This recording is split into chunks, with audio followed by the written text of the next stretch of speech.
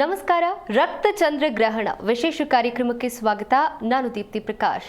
ವೀಕ್ಷಕರೇ, ಇವತ್ತು ಅತಿ ಅಪರೂಪದ ಚಂದ್ರಗ್ರಹಣ ಗೋಚರವಾಗ್ತದೆ. ಇದು ಈ ವರ್ಷದ ಎರಡನೇ ಹಾಗೆ ಕೊನೆಯ ಚಂದ್ರಗ್ರಹಣ. ಹಾಗಾಗಿ ಇವತ್ತಿನ ಕಾರ್ಯಕ್ರಮದಲ್ಲಿ ಈ ಚಂದ್ರಗ್ರಹಣದ ಮಹತ್ವವೇನು, ಹಾಗೆ ಇದು ಯಾವೆಲ್ಲ ರಾಶಿಯವರಿಗೆ ಶುಭ ಮತ್ತು ಅಶುಭ, ಇದನ್ನು ತಿಳಿಸ್ಕೊಡೋದಕ್ಕೆ ನಮ್ಮ ಜೊತೆ ಇದ್ದಾರೆ ಪ್ರತ್ಯಂಗಿರಾ ದೇವಿ ಆರಾಧಕರಾದ ಡಾಕ್ಟರ್ ಮಹರ್ಷಿ ಗುರೂಜಿಯವರು. ನಮಸ್ಕಾರ ಗುರೂಜಿ, ಕಾರ್ಯಕ್ರಮಕ್ಕೆ ಸ್ವಾಗತ. ನಮಸ್ತೆ ಅಮ್ಮ. ಆಕಾಶಾತ್ ಪತಿತಂ ತೋಯಂ ಯಥಾಗಚ್ಚತಿ ಸಾಗರಂ ಸರ್ವ ದೇವ ನಮಸ್ಕಾರಂ ಕೇಶವಂ ಪ್ರತಿಗಚ್ಚತೆ ಹರೇ ಶ್ರೀನಿವಾಸ. ಎಲ್ಲರಿಗೂ ಸಹ ನಮಸ್ಕಾರಗಳು. ಎಸ್ ಗುರುಜಿ, ನಾನು ಹೇಳ್ತಿದ್ದ ಹಾಗೆ ಅತಿ ಅಪರೂಪದ ಚಂದ್ರಗ್ರಹಣ ಗೋಚರವಾಗ್ತಾ ಇರುವಂಥದ್ದು. ಈ ಚಂದ್ರಗ್ರಹಣದ ಬಗ್ಗೆ ತಿಳಿಸ್ಕೊಡೋದಾದ್ರೆ, ನಾವು ವರ್ಷದಲ್ಲಿ ಒಂದು 4-5 ಗ್ರಹಣಗಳನ್ನು ನಾವು ನೋಡ್ತೀವಿ. ಈಗ ಬಂದಿರುವಂಥದ್ದು ಚಂದ್ರಗ್ರಹಣ ಅಂದರೆ ರಾಹುಗ್ರಸ್ತ ಚಂದ್ರಗ್ರಹಣ ಅಂತ ಹೇಳ್ತೀವಿ. ಆದರೆ ಈ ಸತಿ ಬಂದಿರುವಂಥದ್ದು ಕೆಂಪು ವರ್ಣದಲ್ಲಿರುವಂಥದ್ದು, ಅದನ್ನು ರೆಡ್ ಮೂನ್ ಅಂತ ಹೇಳ್ತೀವಿ. ಅಂದರೆ ಕೆಂಪು ಚಂದ್ರಗ್ರಹಣ ಅನ್ನುವಂಥದ್ದು ಹೇಳುವಂಥದ್ದು ಇರುತ್ತೆ. ಅಂದರೆ ಹಿಂದೆ ಒಂದು ಚಂದ್ರಗ್ರಹಣ ಬಂದಿತ್ತು, ನಮ್ಮ ಭಾರತಕ್ಕೆ ಗೋಚರ ಆಗಿರಲಿಲ್ಲ. ಹಾಗಾಗಿ ಇದು ಎರಡನೇ ಚಂದ್ರಗ್ರಹಣ ಆಗಿರುತ್ತೆ, ರಾಹುಗ್ರಸ್ತ ಚಂದ್ರಗ್ರಹಣ. ಮತ್ತು ಇದು ಕೊನೆಯ ಚಂದ್ರಗ್ರಹಣ ಆಗಿರುವಂಥದ್ದಿದೆ. ಮತ್ತು ಇದು ಚಂದ್ರಗ್ರಹಣ ಯಾವಾಗಲೂ ಅಷ್ಟೇ ರಾಹುವಿನಿಂದ ಸೃಷ್ಟಿಸುವಂಥದ್ದು ಚಂದ್ರಗ್ರಹಣ ಆಗುತ್ತೆ. ನಾವು ಯಾವಾಗಲೂ ಅಷ್ಟೇ ಈ ಕೇತುಗ್ರಸ್ತ ಸೂರ್ಯಗ್ರಹಣ ಅಂತ ಹೇಳ್ತೀವಿ, ರಾಹುಗ್ರಸ್ತ ಚಂದ್ರಗ್ರಹಣ ಅನ್ನುವಂಥದ್ದು ಹೇಳ್ತೀವಿ. ಹಾಗಾಗಿ ಅದರಲ್ಲಿ ಏನಾದರೂ ಆ ಗ್ರಹಣ ಆಗುವಂಥ ಸಂದರ್ಭದಲ್ಲೇ ಆ ಚಂದ್ರನ ವರ್ಣಗಳ ಮೇಲೆ ಕೆಂಪು ವರ್ಣ ಇರುವುದರಿಂದ ಹಾಗಾಗಿ ರಕ್ತಚಂದ್ರಗ್ರಹಣ ಅಂತಲೂ ಕರೆಯುವಂಥದ್ದು. ಈ ರಕ್ತಚಂದ್ರಗ್ರಹಣ ಒಂದಷ್ಟು ಸಮಸ್ಯೆಗಳು ಉಂಟು ಮಾಡುವಂಥದ್ದು ಭಾಳ ನಾವು ನೋಡ್ತಾ ಇದ್ದೀವಿ. ನಾನು ಮೊನ್ನೆ ಮಾತನಾಡುವಾಗ ಹೇಳ್ತಾ ಇದ್ದೆ, ಈ ರಕ್ತಚಂದ್ರಗ್ರಹಣ ಈಗ ಏನು ಬರ್ತಾ ಇರುವಂಥದ್ದೇನಿದೆ ಇದು ಅಷ್ಟು ಪ್ರಶಸ್ತವಾಗಿಲ್ಲ. ಕೆಲವೊಂದು ಸಮಸ್ಯೆಗಳನ್ನು ಸೃಷ್ಟಿಸುವಂಥದ್ದು ಇರುತ್ತೆ. ರಾಶಿಗಳ ಮೇಲೆ ಆಗಬಹುದು, ಒಂದು ಪ್ರಕೃತಿಯ ಮೇಲೆ ಆಗು ಹೋಗುವಂಥದ್ದು ಆಗಬಹುದು, ಅಥವಾ ಕೆಲವು ರಾಜಕಾರಣಿಗಳಲ್ಲಿ ರಾಜಕೀಯ ಭವಿಷ್ಯನೂ ನಿರ್ಧಾರ ಆಗಿರುವಂಥದ್ದು ನಾವು ಈ ಚಂದ್ರಗ್ರಹಣದ ವಿಚಾರದಲ್ಲಿ ತಿಳ್ಕೊಳ್ಳೋದಕ್ಕೆ ಸಾಧ್ಯ ಆಗುತ್ತಮ್ಮ. ಗುರುವಿನ ಸ್ಪರ್ಶಕಾಲ ಮತ್ತು ಮೋಕ್ಷಕಾಲದ ಬಗ್ಗೆ ತಿಳಿಸ್ಕೊಡಿ. ಇದು 3:26 ಕಾಲದವರೆಗೂ ಇರುತ್ತೆ. ಇದು ರಾತ್ರಿ ಕಾಲ ಪ್ರಾರಂಭ ಆಗುವಂಥದ್ದು ಇರುತ್ತೆ. 9:56 ಪ್ರಾರಂಭ ಆದರೆ 1:26 ಇರಲಿಕ್ಕೆ ಇರುತ್ತೆ. ಅಂದರೆ ಒಟ್ಟಾರೆ ಕ್ಯಾಲ್ಕುಲೇಷನ್ ನಮ್ಮ ಭಾರತೀಯ ಕಾಲಮಾನ ಪ್ರಕಾರವಾಗಿ ನೋಡ್ಲಿಕ್ಕೆ ಹೋದರೆ 3:26 ಇರುತ್ತೆ. ಇದರ ಆಚರಣೆ ಒಂದೊಂದು ಪ್ರದೇಶದಲ್ಲಿ ಒಂದೊಂದು ಕಡೆ ಒಂದು ಡಿಗ್ರೀಸ್ ಲೆಕ್ಕಾಚಾರದಲ್ಲಿ ಒಂದೊಂದು ಪ್ರದೇಶಗಳಲ್ಲಿ ಅವರದೇ ಆದಂತಹ ಸಮಯದ ಆಧಾರದ ಮೇಲೆ ಒಂದಷ್ಟು ಬದಲಾವಣೆ ಆಗುವಂಥ ಸಾಧ್ಯತೆ ಇರುತ್ತೆ. ನಮ್ಮ ಕರ್ನಾಟಕದ ಅದರಲ್ಲಿ ಭಾರತದಲ್ಲಿ ಕರ್ನಾಟಕದಲ್ಲಿ ಬೆಂಗಳೂರಲ್ಲಿ ಇರುವಂಥವ್ರು ಆಚರಣೆ ಮಾಡಬೇಕಾಗಿರುವಂಥದ್ದು ಅಂತ ಹೇಳಿದ್ರೆ ಸಮಯ ರಾತ್ರಿ 9:58 ಆಚರಣೆ ಮಾಡೋದು ಬಹಳ ಮುಖ್ಯವಾಗಿ ಇರುವಂಥದ್ದಿದೆ. ಕೆಲವೊಂದು ಅಹ್ಲಾಬಾದ್ ಆಗ್ಬೋದು, ಡೆಲ್ಲಿ ಆಗಬಹುದು, ಅಥವಾ ಇನ್ನು ಬೇರೆ ದೇಶಗಳೆಲ್ಲ ಆಗ್ಬೋದು, ಅವರದೇ ಆದಂತಹ ಒಂದು ಸೂರ್ಯೋದಯದ ಲೆಕ್ಕಾಚಾರದಲ್ಲಿ ಆಚರಣೆ ಮಾಡುವಂಥದ್ದು ಪದ್ಧತಿ ಇದೆ. ಇನ್ನು ಜನರಲ್ಲಿ ಇರುವಂತಹ ಪ್ರಶ್ನೆ ಏನು ಅಂತ ಹೇಳಿದ್ರೆ, ಗ್ರಹಣದ ಆಚರಣೆ ಯಾವ ರೀತಿ ಆಗಿರಬೇಕು ಅಂತ, ಈ ಚಂದ್ರಗ್ರಹಣದ ಆಚರಣೆ ಯಾವ ರೀತಿ ಆಗಿರಬೇಕು? ನೋಡಿ, ಸಾಮಾನ್ಯವಾಗಿ ಗ್ರಹಣದ ಆಚರಣೆ ಅಂದರೆ ಒಂದಿಷ್ಟು ನಿಯಮಗಳಿದೆ, ಒಂದಿಷ್ಟು ಹೀಗೆ ಆಚರಣೆ ಮಾಡಬೇಕು ಅನ್ನುವಂಥದ್ದು ಮಾನದಂಡಗಳು ಇದೆ. ನೋಡಿ, ಇದರಲ್ಲಿ ಯಾವಾಗಲೂ ಅಷ್ಟೇ ಕೆಲವರು ವಿತಂಡವಾದನ ಮಾಡುವಂಥದ್ದು ನಾವು ನೋಡ್ತಾ ಇದ್ವಿ. ಗ್ರಹಣದ ಸಂದರ್ಭದಲ್ಲಿ ಊಟ ಮಾಡಿದ್ರೆ ಏನು, ಆಚೆ ನೋಡಿದ್ರೆ ಏನು ಅಂತದ್ದು, ನೋಡಿದ್ರೆ ಏನು ಆಗೋದ್ರಲ್ಲಿ ಊಟ ಮಾಡಿದ್ರೇನು ಏನು ಅದರಲ್ಲಿ ಏನು ಬಹಳ ವ್ಯತ್ಯಾಸ ತೊಂದರೆ ಆಗುವಂಥದ್ದೇನಿಲ್ಲ. ಆದರೆ ಒಂದಿಷ್ಟು ಸಮಸ್ಯೆಗಳು ಬರಬಹುದು ಅನ್ನುವಂಥ ಒಂದು ಕಾರಣಕ್ಕೆ ಚಂದ್ರಗ್ರಹಣವನ್ನು ವೀಕ್ಷಣೆಯನ್ನು ಮಾಡಬಾರ್ದು ಅಂತ ನೇರವಾಗಿ ನೋಡಿದಾಗ ಕಣ್ಣಿಗೆ ಏನಾದರೂ ತೊಂದರೆ ಆಗಬಹುದು ಅದರ ಕಿರಣಗಳಿಂದ ಅನ್ನುವಂಥದ್ದು ಒಂದು ಉದ್ದೇಶದಿಂದ ಆಗಿನ ಕಾಲದಿಂದಲೂ ಪದ್ಧತಿಯನ್ನು ಆಚರಣೆ ಬಂದಿರುವಂಥದ್ದು ಇರುತ್ತೆ. ಅದೊಂದು ಮೂಢನಂಬಿಕೆ ಅಂತ ಈಗ ವರ್ಣನೆ ಮಾಡ್ತಾ ಇರುವಂಥದ್ದು ನೋಡ್ತಾ ಇದ್ದೀವಿ. ಖಂಡಿತ ಅದು ಮೂಢನಂಬಿಕೆ ಅಲ್ಲ. ಯಾಕಂತ ಹೇಳಿದ್ರೆ ಕೆಲವು ದೇಶಗಳಲ್ಲಿ ಏನು ಗ್ರಹಣದ ಸಂದರ್ಭದಲ್ಲಿ ಅದರ ಕಿರಣಗಳು ಬಹಳಷ್ಟು ತೀಕ್ಷ್ಣವಾಗಿರೋದ್ರಿಂದ ಕಣ್ಣಿಗೆ ತೊಂದರೆ ಆಗುವಂಥ ಸಾಧ್ಯತೆ ಇರುತ್ತೆ. ಮತ್ತು ಆಹಾರದ ಪದ್ಧತಿ ನಾವು ನೋಡ್ಲಿಕ್ಕೆ ಹೋದ್ರೆ ಆಹಾರ ಸೇವನೆ ವಿಚಾರದಲ್ಲಿ ಜೀರ್ಣಶಕ್ತಿಗೆ ಒಂದಿಷ್ಟು ಸಮಸ್ಯೆಗಳು ಬರಬಹುದು ಅನ್ನುವಂಥ ಕಾರಣಕ್ಕೆ ಗ್ರಹಣದ ಸಂದರ್ಭದಲ್ಲಿ ಆಹಾರವನ್ನು ಸೇವನೆ ಮಾಡಬಾರ್ದು. ಅದಕ್ಕಿಂತ ಮುಂಚಿತವಾಗಿ ಒಂದು 3 ಗಂಟೆ ಮುಂಚಿತವಾಗಿ ಆಹಾರನ ಸೇವನೆ ಮಾಡಬೇಕು ಅನ್ನುವಂಥದ್ದು ಒಂದು ಗ್ರಹಣದ ಲೆಕ್ಕಾಚಾರ ಇದೆ. ಮತ್ತು ಆಚರಣೆಯಲ್ಲಿ ನಾವು ನೋಡೋಕೆ ಹೋದರೆ ಒಂದಿಷ್ಟು ದೇವಸ್ಥಾನಗಳ ವಿಚಾರದಲ್ಲಿ ನಾವು ಮುಚ್ಚುವಂಥದ್ದು ಇರುತ್ತೆ. ಯಾಕಂದರೆ ಅದೊಂದು ಸೂತಕದ ಸಮಯ ಅಂತ ಹೇಳ್ತೀವಿ. ಮತ್ತು ಅದರ ಜೊತೆಗೆ ಗರ್ಭಿಣಿಯರು ಬಹಳ ಜನ ಇದ್ದಾರೆ. ಆ ಗರ್ಭಿಣಿಯರಿಗೆ ಆ ಸೂತಕದ ನೆರಳು ಬಿದ್ದಾಗ ಏನಾಗುತ್ತೆ, ಆ ಮಗುವಿನ ಮೇಲೆ ಬಿದ್ದಾಗ ಅಂಗವಿಕಲತೆ ಮತ್ತು ಬುದ್ಧಿಮಾನ್ಯತೆ ಆಗುವಂಥದ್ದು ಇರುತ್ತೆ. ಇಲ್ಲಿ ನಾವು ಎರಡು ಸೈಂಟಿಫಿಕ್ ಆಗಿ ಯೋಚನೆ ಮಾಡಬಹುದು. ಈ ಕಿರಣ ಬಿದ್ದಿದ ತಕ್ಷಣವೇ ಆಗುತ್ತಾ ಅನ್ನುವಂಥದ್ದು ಒಂದು ವಾದ ವಿವಾದಗಳು ನಡೀತಾ ಇರುವಂಥದ್ದಿದೆ. ಸೊ ಇದರಲ್ಲಿ ನಾವು ಪ್ರಮುಖವಾಗಿ ನೋಡೋಕೆ ಹೋದರೆ ನೋಡಿ, ಒಂದು DNA ರಕ್ತ ಕಣಗಳು ಅಂತ ಹೇಳ್ತೀವಿ. ಅಂದರೆ ಸೋದರ ಸಂಬಂಧದಲ್ಲಿ ಮದುವೆ ಆಗುವಂಥದ್ದಾಗಲಿ ಈ ಥರದ ಸಮಸ್ಯೆ ಇದ್ದಾಗ ಅದು ಮಗುವಿನ ಜನನ ಕಾಲದಲ್ಲಿ ಸ್ವಲ್ಪ ಸಮಸ್ಯೆಗಳು ಆಗಬಹುದು ಅನ್ನುವಂಥದ್ದಿದೆ. ಮತ್ತು ಇನ್ನೊಂದು, ನಾವು ಜ್ಯೋತಿಷ್ಯ ಶಾಸ್ತ್ರದಲ್ಲಿ ಒಂದು ಮಗುವಿನ ಬೆಳವಣಿಗೆಯಲ್ಲಿ ತೊಂದರೆ ಬರೋದಕ್ಕೆ ಪಿತೃದೋಷ ಕಾರಣ ಆಗುವಂಥದ್ದಿರುತ್ತೆ. ನಾವು ಪಿತೃದೋಷ ಇದ್ದಂಥವ್ರಿಗೆ ಅಂಗವಿಕಲತೆ ಬುದ್ಧಿಮಾನ್ಯತೆ ವಿಚಾರದಲ್ಲಿ ನೋಡ್ತೀವಿ. ಅದೇ ಸಮಸ್ಯೆ ಈ ಗ್ರಹಣದ ಸಂದರ್ಭದಲ್ಲಿನೂ ಉದ್ಭವ ಆಗುವಂಥದ್ದಿರುತ್ತೆ. ನಾವು ನೋಡಿದಾಗ ಇಷ್ಟೊಂದು ಕೆಲವೊಂದೆಲ್ಲ ಜ್ಯೋತಿಷ್ಯದ ಅಧ್ಯಯನದ ಪ್ರಕಾರದಲ್ಲಿ ಭಾಳ ಜನ ಕೇಳಲಿಕ್ಕೆ ಬರ್ತಾ ಇರ್ತಾರೆ, ನೋಡಿ ಮಗು ಗ್ರಹಣದ ಸಂದರ್ಭದಲ್ಲಿ ಮಗು ಜನನ ಆಯಿತು, ಆವಾಗಿಂದ ಕಿವಿ ಕೇಳಿಸ್ತಾ ಇಲ್ಲ, ಮತ್ತು ಮಾತು ಸರಿಯಾಗಿ ಬರ್ತಾ ಇಲ್ಲ. ಸೊ ಇವೆಲ್ಲವನ್ನ ನಾವು ನೋಡ್ತಾ ಇದ್ವಿ. ಹಾಗಾಗಿ ಗ್ರಹಣದ ಕಿರಣಗಳು ಏನಿರುತ್ತೆ ಮಗುವಿನ ಮೇಲೆ ಪರಿಣಾಮ ಬೀಳುವಂಥ ಸಾಧ್ಯತೆ ಇರೋದ್ರಿಂದ ಗರ್ಭಿಣಿಯರು ಆದಷ್ಟು ಮನೆಯಿಂದ ಆಚೆ ಹೋಗೋದಕ್ಕಿಂತ ಮನೆ ಒಳಗಡೆ ಇರುವಂಥದ್ದು ಬಹಳ ಮುಖ್ಯವಾಗಿರುವಂಥದ್ದಿದೆ. ಮತ್ತು ಒಂದಿಷ್ಟು ಸೂತಕದ ಸಮಯ, ಈಗ ಯಾರಾದರೂ ನಮ್ಮ ಮನೆಯಲ್ಲಿ ತೀರೋದ್ರೆ ಹೇಗೆ ಒಂದು ವಾತಾವರಣ ಇರುತ್ತೆ ಆ ಥರ ಸೃಷ್ಟಿಸುವಂಥ ಸಾಧ್ಯತೆಗಳು ಈ ಗ್ರಹಣದ ಸಂದರ್ಭದಲ್ಲಿ ಇದೆ. ಅಂದರೆ ಒಂದು ಸಂಪ್ರದಾಯದಲ್ಲಿ ನಾವು ನೋಡ್ಲಿಕ್ಕೆ ಹೋದರೆ ಇವೆಲ್ಲವನ್ನ ಆಚರಣೆ ಮಾಡಬೇಕು ಅನ್ನೋಂಥದ್ದನ್ನ ಲೆಕ್ಕಾಚಾರವನ್ನು ಮಾಡುವಂಥದ್ದು ಇರುತ್ತೆ. ಓಕೆ ಗುರುಜಿ, ಒಬ್ರು ಕಾಲರ್ ಇದ್ದಾರೆ, ಮಾತನಾಡ್ಸೋಣ. ನಮಸ್ತೆ, ನಿಮ್ಮ ಹೆಸರೇನು, ಎಲ್ಲಿಂದ ಕರೆ ಮಾಡ್ತಿದ್ದೀರಾ? ಮೇಡಮ್, ದಾವಣಗೆರೆಯಿಂದ ಕರೆ ಮಾಡ್ತಾ ಇರೋದು. ನನ್ನ ಹೆಸರು ಮಂಜುನಾಥ್ ಅಂತ. ಗುರುಜಿ ಇದ್ದಾರೆ, ಮಾತನಾಡಿ ಮಂಜುನಾಥ್ ರವರೇ. ಮಂಜುನಾಥ್ ಅವರೇ ಹೇಳಿ. ನಮಸ್ತೆ ಗುರುಗಳೇ. ಏನು ಕೇಳಬೇಕಾಯಿತು ತಾವು? ನನ್ನ ಮದುವೆ ಬಗ್ಗೆ ಕೇಳಬೇಕಾಯ್ತು ಗುರುಗಳೇ. ಇನ್ನೂ ಮದುವೆ ಆಗಲಿಲ್ವಾ ತಮಗೆ? ಇನ್ನೂ ಇಲ್ಲ ಗುರುಗಳೇ. ಆಗಲಿ. ಇದು ಗ್ರಹಣದ ವಿಚಾರದಲ್ಲಿ ಏನಾದರೂ ಕೇಳುವಂಥದ್ದು ಇದೆಯಾ?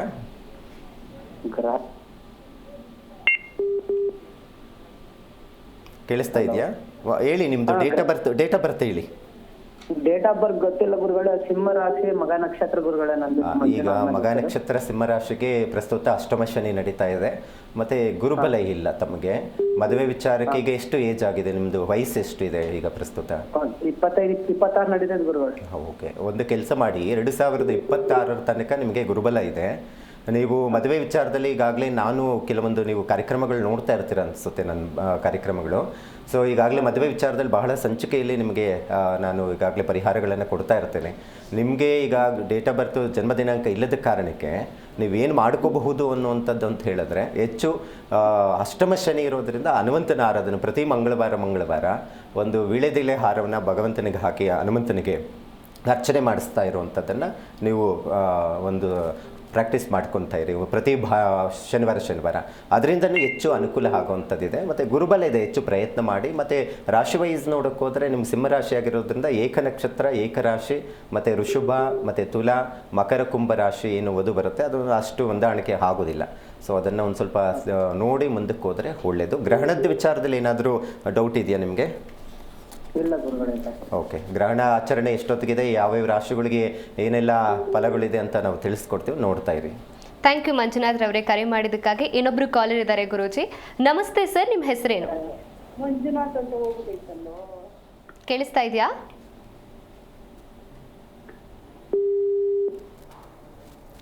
ಕರೆ ಕಟ್ಟಾಗಿದೆ ಗುರುಜಿ. ಇನ್ನು ಗ್ರಹಣದ ಬಗ್ಗೆ ತಿಳಿಸ್ಕೊಡ್ತಾ ಇದ್ರಿ, ಇನ್ನು ಪ್ರಕೃತಿ ಮೇಲೆ ಇದು ಯಾವ ರೀತಿಯಾದಂತಹ ಪರಿಣಾಮ ಬೀರುತ್ತೆ? ಒಂದು ಈ ಗ್ರಹಣದ ಸಂದರ್ಭದಲ್ಲಿ ಮುಖ್ಯವಾಗಿ ಪ್ರಕೃತಿ ಮೇಲೆ ವಿಕೋಪಗಳಾಗಬಹುದು ಅಥವಾ ಒಂದಿಷ್ಟು ಬದಲಾವಣೆ ಆಗುವಂಥ ಸಾಧ್ಯತೆಗಳಿರುತ್ತೆ. ನೋಡಿ, ಯಾವಾಗಲೂ ಅಷ್ಟೇ ಈ ಗ್ರಹಣದ ಸಂದರ್ಭದಲ್ಲಿ ಒಂದಿಷ್ಟು ಗ್ರಹಗಳು ಯಾವ್ಯಾವ ಸ್ಥಾನದಲ್ಲಿ ಇರುವಂಥದ್ದು ಇರುತ್ತೆ ಆ ಸಂದರ್ಭದಲ್ಲಿ ಅನ್ನುವಂಥದ್ದು ಇರುತ್ತೆ. ಇಲ್ಲಿ 3 ಕಾರಣಗಳು ಮುಖ್ಯವಾಗಿ ಪ್ರಕೃತಿ ಮೇಲೆ ಹೊಡೆತ ಬೀಳುವಂಥ ಸಾಧ್ಯತೆ ಇರುತ್ತೆ.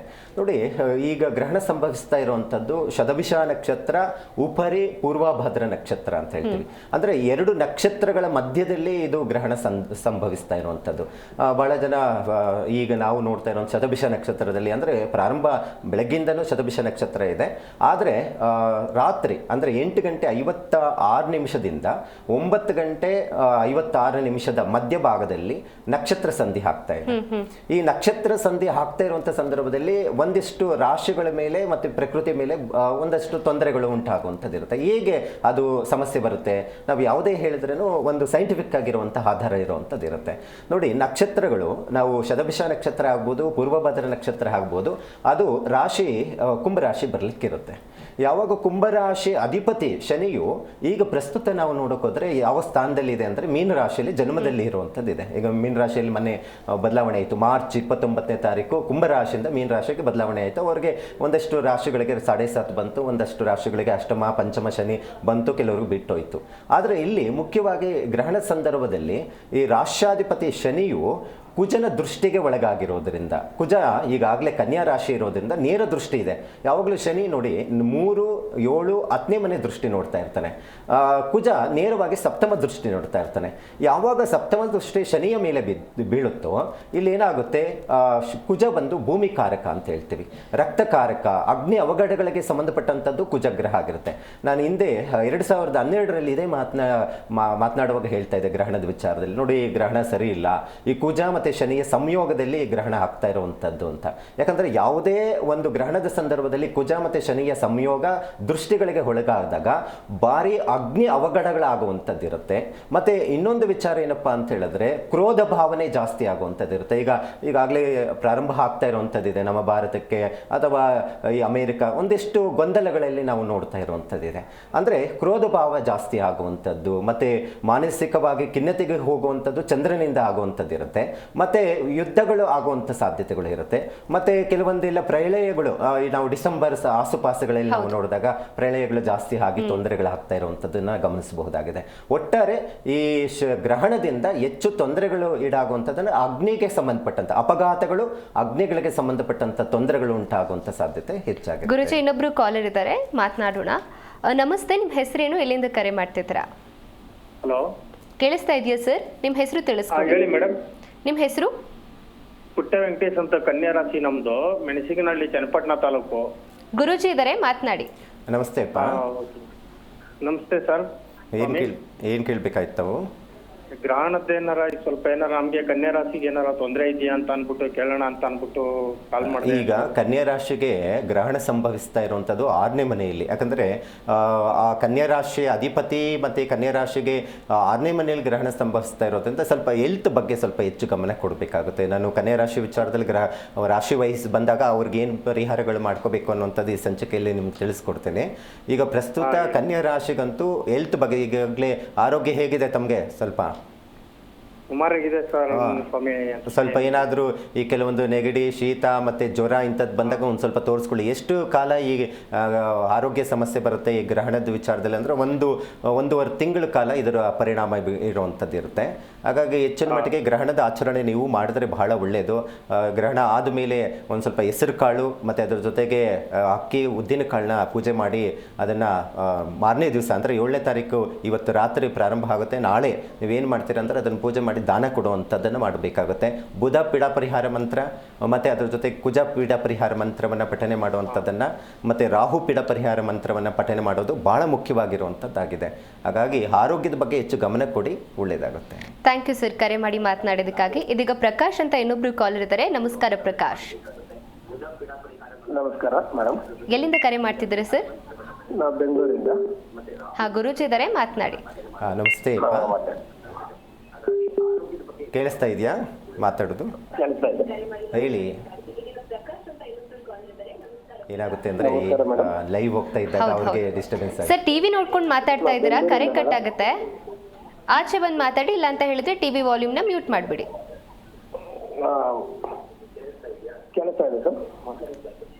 ಸರ್, ಟಿವಿ ವಾಲ್ಯೂಮ್ನ ಮ್ಯೂಟ್ ಮಾಡಿ ಮಾತನಾಡಿ.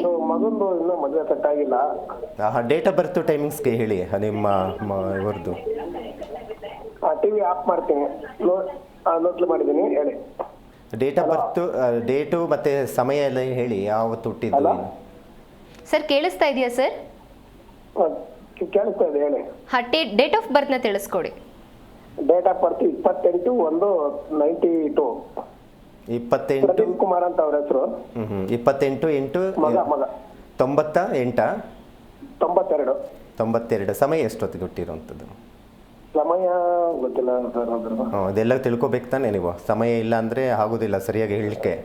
ಶುಕ್ರವಾರ ದಿನ ಮೊಬೈಲ್ ಮೊಬೈಲಲ್ಲಿ ಐತೆ, ಅದು ಗೊತ್ತಾಗಿಲ್ಲ, ಅದು ಮೊಬೈಲ್ ತೆಗಿಬೇಕು. ಶುಕ್ರವಾರ ಬರುತ್ತೆ ಮಗ ನಕ್ಷತ್ರ ಸಿಂಹರಾಶಿ. ಮದುವೆ ವಿಚಾರದಲ್ಲಿ ನೋಡಿ ಬಹಳ ಜನ ಸಿಂಹರಾಶಿ ಅವ್ರು ಕರೆ ಮಾಡ್ತಾ ಇದ್ದಾರೆ, ಮದುವೆ ಇನ್ನೂ ಆಗ್ತಾ ಇಲ್ಲ ಅಂತ.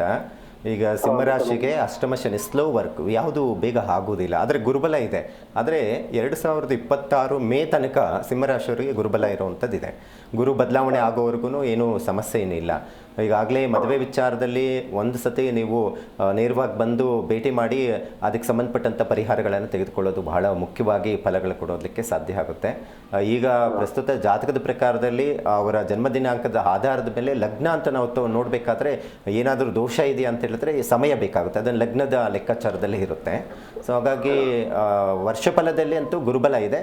ಶನಿ ಪ್ರಭಾವದಿಂದ ತೊಂದರೆ ಆಗ್ತಾ ಇದೆ. ಸ್ವಲ್ಪ ಎಳ್ಳು ದಾನ ಕೊಡುವಂಥದ್ದನ್ನು ರೂಢಿಯಲ್ಲಿ ಇಟ್ಕೊಳ್ಳೋಕೆ ಹೇಳಿ. ಮಗ ನಕ್ಷತ್ರ ದಿವಸ ಬೇಗ ಮದುವೆ ವಿಚಾರದಲ್ಲಿ ಅನುಕೂಲ ಆಗಲಿಕ್ಕೆ ಸಾಧ್ಯ ಆಗುತ್ತೆ. ಇಷ್ಟು ಮಾಡಿ ಒಳ್ಳೆಯದಾಗಲಿ. ಥ್ಯಾಂಕ್ ಯು ಪ್ರಕಾಶ್ ಅವರೇ, ಕರೆ ಮಾಡಿದ್ದಕ್ಕಾಗಿ.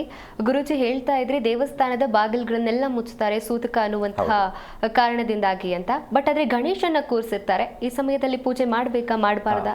ಈಗಾಗಲೇ ಬಹಳ ಜನ ಇದೊಂದು ಪ್ರಶ್ನೆ ಇದೆ. ಮತ್ತೆ ನಿನ್ನೆನೆ ಬಹಳ ಜನ ಅಯ್ಯೋ ಗ್ರಹಣ ಬರ್ತಾ ಇದೆ ಅಂತೇಳಿ ರಾತ್ರಿ 12 ಗಂಟೆಯಲ್ಲಿ ಬಿಟ್ಟಿರುವಂಥದ್ದು ಪ್ರಕರಣಗಳನ್ನ ನಾವು ನೋಡ್ತಾ ಇದ್ದೀವಿ. ಹಾಗಾಗಿ ಈಗಾಗಲೇ ಗ್ರಹಣ ಇರೋದರಿಂದ ವಿಸರ್ಜನೆ ಮಾಡೋದು ಅಷ್ಟು ಪ್ರಶಸ್ತವಾಗಿಲ್ಲ. ಏನಾದರೂ ಮಾಡಿದರೆ ಈಗಾಗಲೇ ನೀವು ಬೆಳಗ್ಗೆನೇ ಮಾಡಬೇಕಾಗಿರುತ್ತೆ. ಈಗಾಗಲೇ ಗ್ರಹಣ ಇರೋದ್ರಿಂದ ಮಾರನೇ ದಿವಸನೂ ಏನಾಗುತ್ತೆ ಮೈಲಿಗೆ ಇರುತ್ತೆ, ದೇವಸ್ಥಾನ ಇದೆಲ್ಲ. ಹಾಗಾಗಿ ಗಣಪತಿ ಈಗಾಗಲೇ ವಿಸರ್ಜನೆ ಮಾಡಿಲ್ಲ ಅಂತ ಹೇಳಿದ್ರೆ ಸಾಧ್ಯವಾದಷ್ಟು ಈಗಾಗಲೇ ಮನೆ ಇಲ್ಲ ಅಥವಾ ಬೇರೆ ಕಡೆ ಎಲ್ಲಾದರೂ ಇಟ್ಟಿದ್ರೆ ಒಂದು ಸ್ವಲ್ಪ ಅದು ನೆರಳು ಬೀಳದಂಗೆ ಒಂದು ಬಟ್ಟೆಯನ್ನು ಹಾಕುವಂಥದ್ದು. ಮತ್ತು ನೀವು ಏನಾದರೂ ನಾಳೆ ಪಾಡ್ಯಮಿ ಇರೋದರಿಂದ ಅದೂ ಚೆನ್ನಾಗಿಲ್ಲ. ಮತ್ತು ಅದ್ರ ಜೊತೆಗೆ ಸಂಕಷ್ಟಹಾರ ಚತುರ್ಥಿ ಬರುತ್ತೆ, ಹಬ್ಬ ದಿವಸ ಸಂಕಷ್ಟ ಪ್ರತಿ ತಿಂಗಳು ಬರುವಂಥದ್ದು ಇರುತ್ತೆ ಸಂಕಷ್ಟಹಾರ ಚತುರ್ಥಿ. ಅವತ್ತು ವಿಸರ್ಜನೆ ಮಾಡಿದ್ರೂ ಅಷ್ಟು ಪ್ರಶಸ್ತಿ ಇಲ್ಲ. ಇನ್ನು ನಿಮಗೆ ಸಿಗೋದೇ ಗುರುವಾರ. ಹಾಗಾಗಿ ಗುರುವಾರ ವಿಸರ್ಜನೆ ಮಾಡೋದು ಬಹಳ ಮುಖ್ಯವಾಗಿರುವಂಥದ್ದಾಗಿರುತ್ತೆ.